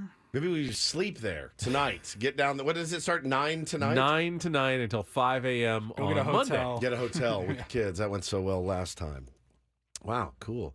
Chances Hannah begs off of the concert and I end up with 2 kids in traffic for 3 hours is probably pretty good. So apparently they are doing some work on a bridge, like hard to reach, over the 5 there in downtown. So they got to get all the traffic off all weekend. Yeah, it's important stuff. Yeah. There's never a good time. I mean, No. what's a good No, time? there there's isn't. no convenient time to shut down a major. I mean, it is freeway. good that there's no Padres games this week. Yeah, no doubt, no doubt. And you're I mean, not there's trying to get 40,000 people into downtown. still plenty of But- events going on. Yeah, down for there. sure. Oh man. Well, So keep you know that what? keep that in mind this weekend. If you got anything that's going to take you anywhere near downtown, stay away from the 5 South this weekend, San Diego. Well, I'm looking forward to getting down to Petco Park, no matter how long it takes me to get there and back. I'm excited. Taylor's first concert. He's almost 3 years old. Loves Band of Horses. So What took you so long? I know, 3 right? years old. 3 years old. And Bo was at Kiss when he was 2. I'm excited. So first show for him, and then of course college football. I saw an article this morning saying that the Colorado Buffaloes, Ben, are getting more bets than NFL games right now. Really? Good Yes. So that's the game that I think I'm most interested in. I did a little. Yeah. I did a little like what's interesting this weekend That's what's in college in. football. This so should be a new segment. You've got a bit That's of a dilemma. what's in. Yeah, this is our ready to go. college football. 'Cause That's what's in. Tomorrow morning, that's the 9 a.m. game on Fox. Oh, it is? Is Nebraska, Colorado. It's a 10 a.m. local start. That's an early start in Boulder. 9 a.m. on the West Coast. But that's also Buffalo's on the loose. Dion's gonna cruise. Let's go, Goose. that's also the same time that Notre Dame plays NC State. Ah, crap. 9 a.m. on ABC. So you've got a bit of a conflict tomorrow morning. No, I don't. The midday game is UNLV Michigan on CBS at 12:30. That'll be a rout. No Jim Harbaugh coaching. He's still suspended. Right. And then later we've got Ole Miss Tulane. That's the only matchup. Oh no, that's one ranked matchup. The biggest one though is Texas Alabama. Yeah. Which is number 11, number 3. That's a ESPN game at 4:00. It's only a 7-point spread. Alabama favored by 7. People are not as high on Alabama as usual, I guess, but they're still Alabama and they're still at home. A couple other games later, number 13, Oregon at Texas Tech. That's a 5:00 Fox game. Wisconsin, number 19 at Washington State is the ABC game at 4:30. And then Stanford at number 6 USC is the late game on Fox at 7:30. And, of course, you've got the CBS game at 4:30 is UCLA SDSU, nationally televised to the entire country. What time's that game? 4:30. Okay. Tomorrow. So there are, a little bit better than the first weekend, which was it's mostly much better. cream puff Yeah, games. it's now much there's better. a few less, but still They're all mostly, early. Mostly lopsided matchups again this weekend. Yeah, which you get a lot of Early in the in season. college football. For sure. I'm still super excited to watch. Yeah. I'm sure my wife will give me the day off of It's dadhood. going to be hard not to tune into that Colorado game tomorrow. I got to watch the Irish play. What time's have to. one more Well, I time. have to. 9 a.m. 9 They're a.m. both at 9 Colorado. a.m. Irish and Buffaloes. Same time. Different I'll be opponents. flipping like a madman for sure. I'm super interested to see if they can back it up.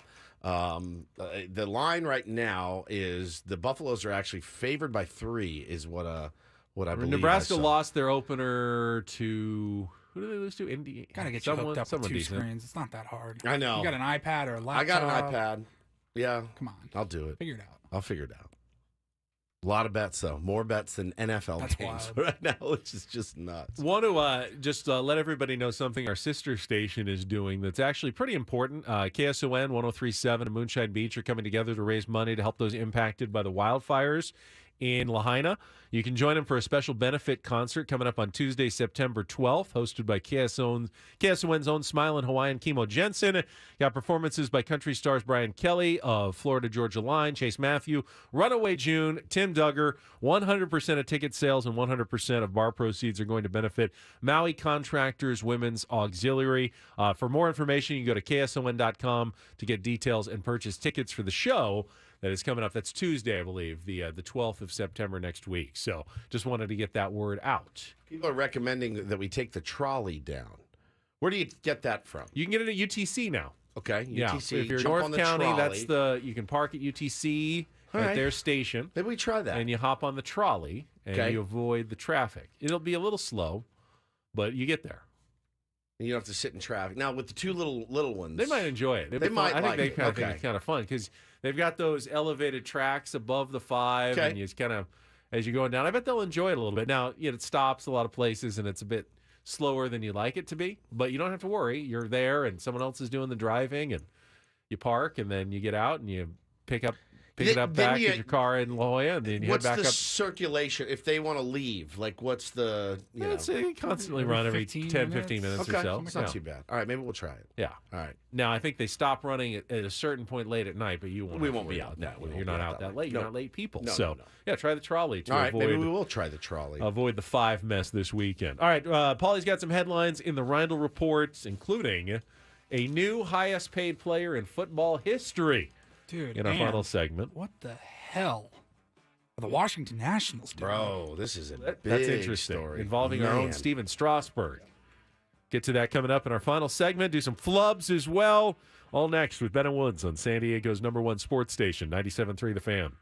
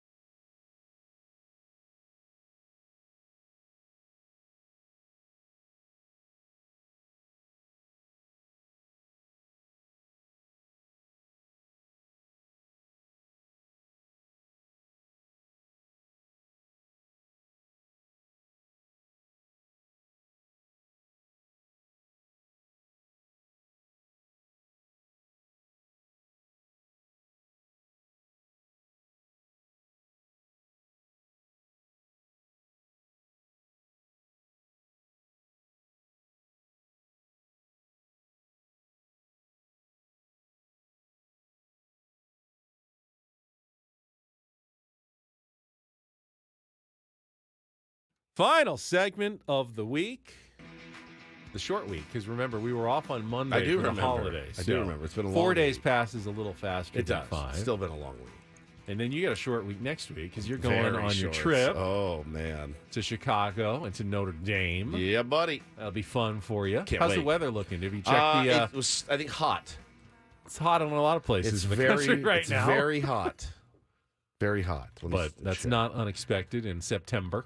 Excited. The Midwest. Oh, no, not bad. Not too bad? Let's see. 64 today. That's Oh, not too really? bad. No, Yeah. that's not bad at all. That's great, in fact. Sounds perfect. No, next week, yeah, it's going to be great. A little rain. Yeah. 64, 63, 68, 72, 73. Fantastic. Oh, my God. Yeah, You're perfect. You've scored jackpot right there. Fall in the Midwest, my friends. You is don't not, want 90 and humidity. No. You want 60s, 70s, maybe even just a touch of nip in the air nip when you in get the up air in the morning. would be phenomenal. It's a great city for the fall. And South Bend in the fall is just, there's nothing like it. So should be pretty good. Hope the rain stays away on game day, though. That Because they will still play that game. Yeah, in the they rain. will. Yeah. And Bo and I'll be sitting in the car, I'm sure, because he's not going to sit out there through it. And by him, I mean me. All right, we're going to get some headlines from Paulie. Reindl Report coming up right after our last check of traffic here on 97.3 The Fan. From the Premier Chevrolet of Carlsbad Traffic Center, part of the Premier Auto family, here's Kelly Danick. Traffic is sponsored by Premier Kia of Carlsbad. Still going to find some activity on southbound 163 near the Laurel Street Bridge. All that's over the right shoulder. Also traveling on the northbound 125 just before Hamishaw. A collision in the center divide. On the northbound 15, just past El Norte Parkway, a collision over to the right shoulder. With a huge selection of new Kias in stock, they're sure to have the Kia of your dreams. They're right off the 5 freeway in the heart of Carlsbad. Or shop online at premierkiaofcarlsbad.com. I'm Kelly Danick with Ben & Woods, San Diego's #1 sports station, 97.3 The Fan. And get things started here with our today's edition of the Reindl Report. Now tuned into the greatest. Welcome to the Reindl Report with Paul Reindl. Hi, Paul. All right. 2 stories from the world of sports that we haven't gotten to yet. We'll start off in Major League Baseball. And 1 story that you didn't know you needed. Are you laughing, biatch? It's the Reindl Report Hey, Paul, how you doing? Okay, how are you? on 97.3 The Fan. Are you ready to bless the mood? I need some help, please. That was good. Can I get a oh yeah? Oh yeah. All right. All right. A very good open, but not as good as our football threesome open from yesterday. If you missed that, that's our new weekly segment on Go Thursdays. back and find that one. Very sexy. Gentlemen, we will start off in the National Football League. Happens every time the next quarterback signs its extension. It's the biggest contract in NFL history. That's just where we're at. Setting the market, It man. sets twice a year. But wait, you don't tell me these guys don't take a hometown discount because they just like playing in Cincinnati? No. Hometown kid? Nope, they do not. And it was Joe Burrow's turn yesterday, Cincinnati Bengals. And Joe Burrow reportedly agreed on a 5-year, $275 million extension. Woo! And that's going to include just over $219 million guaranteed money. Highest paid player in NFL history. So it's sort of yes, sort of no. The full contract is yes, the highest paid in NFL history. But, and this is the crazy thing, the guaranteed money, still a ton, $219.01 million, not 0.0. They got to get that extra 10 grand in there.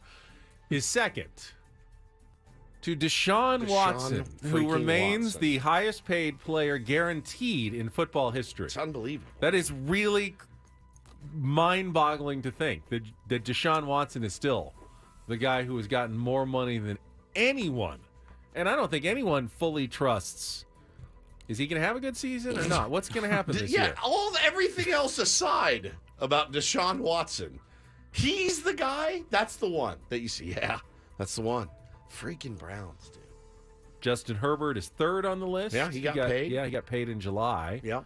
And then Kyler Murray, fourth on the list. I mean, that's 2 out of 4 in there you really not like. Patrick Mahomes, not Tom Brady, not Josh Aaron Allen. Rodgers. Tom Brady doesn't. Josh Allen's still coming up to retired. get his. I don't know if you knew about this. Yeah, Tom He Brady. did, but he could have gotten a lot more gear. I mean, oh yeah, You're saying that if he wanted to hold out for the most money a few years ago in NFL history, he couldn't have done that? He didn't. He could have signed a contract 7 years ago that was still today Exactly. That's paid. what I'm saying. But he didn't do it. And Mahomes took a lot of money, like $500 million deal, but it's still not the most in NFL history guaranteed. Crazy. Good for him, man. Love Joe Burrow. They like him in Cincinnati. Yeah, we like him here. Their owner said, I don't know if we're going to be able to pay everybody, but we'll pay him.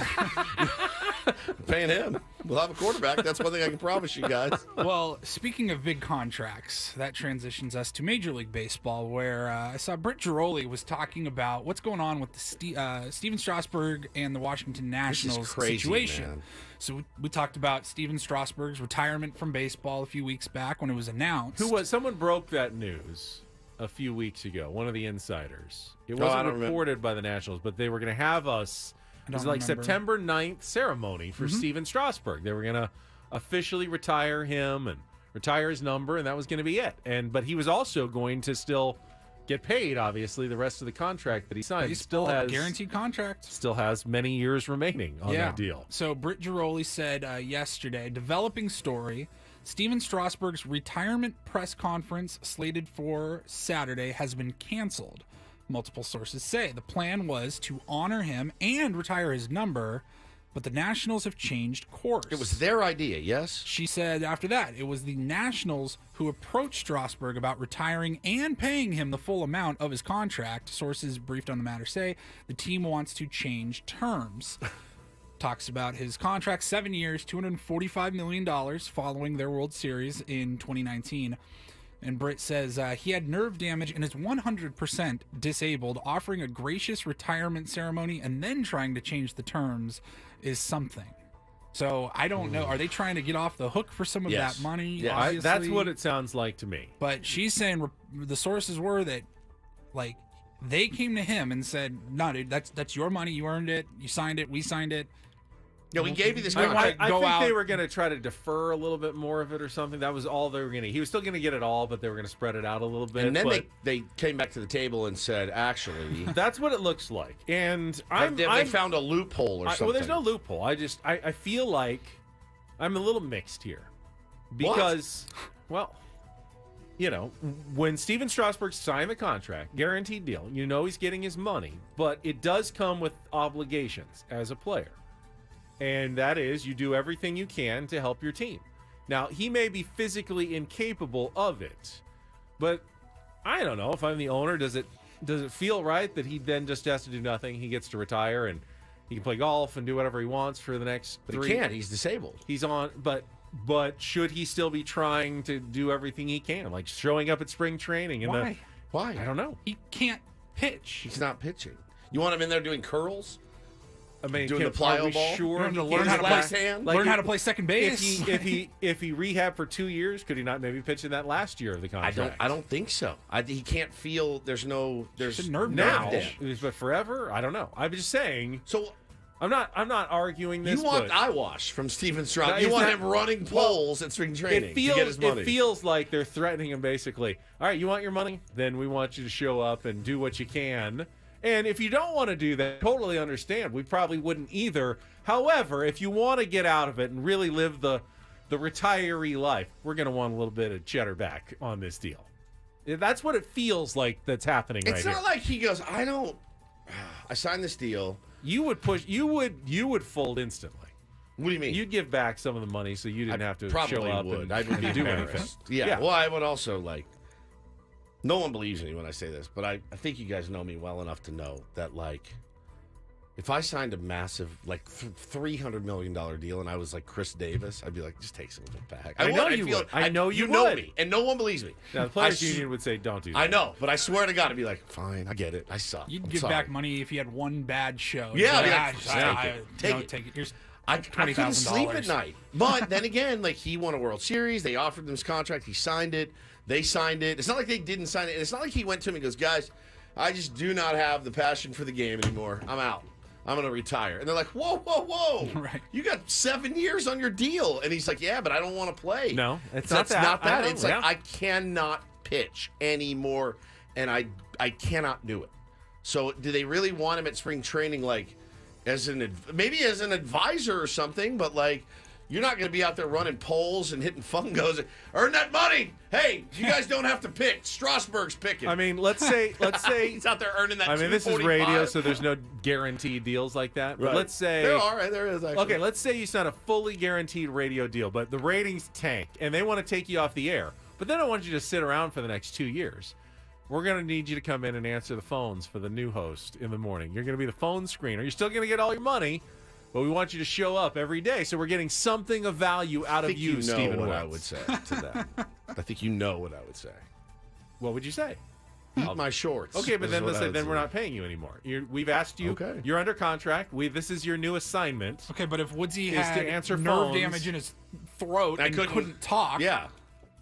That's tough. then the lawyers would get involved. Yeah, which it's is just- where I think this may be heading. But it was their. This is all their I idea. know, I Like, know. He's like, you came to me.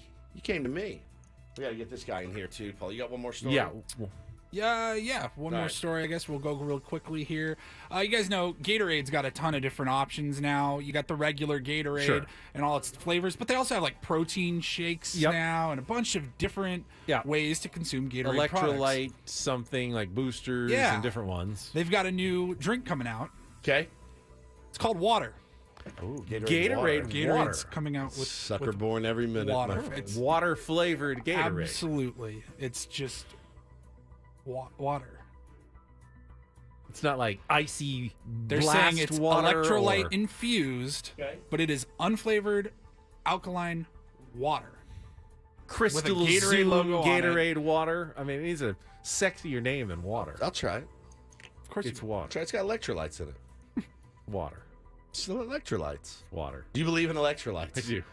Critical thinker that you are. Do you believe I do in believe the power of electrolytes, electrolytes? yes. Thank you, Paulie, for the round report. We've got a skip the flubs. well, yeah. I mean, absolutely. We have a very special guest. This was a surprise for you, Benjamin. Very much so. Everything's a surprise for me on my own show. Kind of is, Actually, actually. Our kind of boy how it works here. got a DM a couple weeks ago from a gentleman named Zach. Zach is here. Now, Zach, you are the manager at Texas Roadhouse? I'm like an RM management, so I'm what we call a local store marketer. Okay. And basically, I go around and try to help out local businesses, do work with them, and try to gain the support of the local community. Sure. So where I am at, I'm at the Texas Roadhouse Oceanside location. Yeah, that's where we went. That's a where couple Ben of weeks went. ago. You guys went? I Yes. take it someone heard my story of Somebody Texas heard Roadhouse. your One of story our at Texas Roadhouse? one of our servers is a huge super fan, Padres super fan. So Amazing. she listens to you guys every day. That's awesome. And shout out Janine. And she told me about it, and then I was like, you know what? I'm gonna go bring those guys some bread. He So not brought only us rolls. Well, I did say that they are the best rolls I've ever had. They and the are pretty servers were good. fantastic. The food was delicious. The audio system was loud, he was said. very, very out of whack. Yes! It was Hey, very it's an out of whack that day. I experience, assume man. you've gotten that fixed. It is an experience. Now, do we have to shout yeehaw to get these rolls at all? No, I mean, Please if you do. want to, yeah, Please actually, do. please I need do. Ben to do it. I mean, I actually brought the saddle, so like. Oh, get in the wow. saddle, Ben. Is there there's no mechanical bull there, right? No, Probably you a know what? liability. I wish Yeah, probably a liability issue, insurance. but it'd be pretty cool if we did have. I would one. love to get Ben on a mechanical bull. Almost More more than than anything. anything. Almost Come more on. than anything. I had an idea of trying to do some training before we get up to the mechanical bull. You remember those?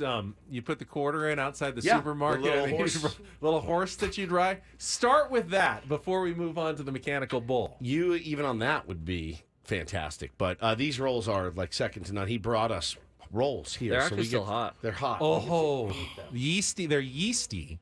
Can you give us like the secret of Don't the rolls? say that. Nah, it's Never say that again. Never say it. Oh, look at this. I'm going to show the. They smell Oh my unbelievable. Oh, my. How many rolls do you think I can get down before we leave? You're gonna have at least 4. I mean, they go so. Oh. Paulie? And then here's the butter for you guys. Oh yeah, the honey. It's like the honey cinnamon butter? that goes with it. So, fun fact about Texas Roadhouse is that everything that we make at Texas Roadhouse is either from scratch, and we all cook it the same day. Amazing. This is fantastic. Okay, And good. I also got a surprise for you guys. Another surprise besides the bread. Uh-oh. So these are free appetizer coupons. Yes. There's for free cactus blossom or fried pickle. I love it. I have a bunch of them for you guys. You're a sweet angel, man. So you guys can use them next time you guys come in. Let's do, Paulie, let's do stuff Ben likes because he likes rolls and That's yeast. true, and it's a little shorter, It's so we short. can eat these rolls. Can Yeah. we get that? Squeeze that in, Paulie, because I do Got like time? a good Texas Roadhouse roll. Save that one. Thank you, man. Appreciate it very much. Thank you, man. Thank you to the tier ones, too. Great week. buttery. God, these are good. No, have some cinnamon butter. I like good, juicy, sweet strawberries. I like a good marching hot, band. right? I like a good thin pancake. I like a Nickelback song or two. I like a Pizza, too. barbecue chicken pizza.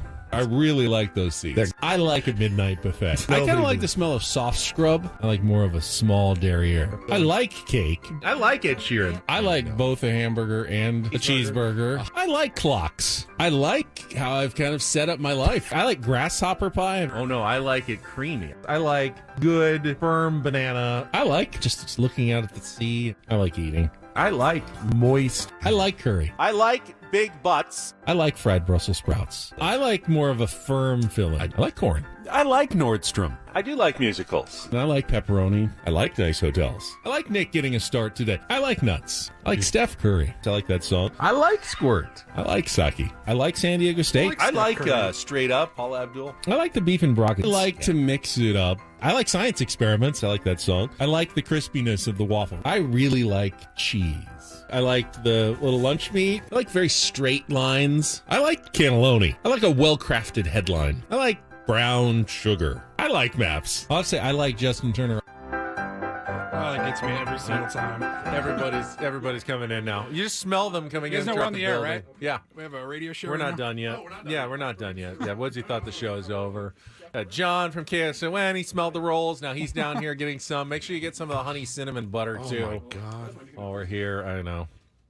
Everyone tries to undo all my good weight loss because everyth's so delicious. It's a problem. Johnny did weight loss. Too. Johnny did the weight I loss, know he did too. it as well. It looks You guys great. both look Just have good. one. Just limit yourself to one. Is the word getting out in the building that I've lost? Yeah, he walks around with his shirt off in here, and his pants off. Johnny, have a good weekend. You want to watch the game? Give him an free appetizer card. I did. Too. I gave him one. Okay, make sure Yeah, that these are you yours. get those out for everybody right now. All right, that is it for us. We have reached the end of another week of Ben and Woods.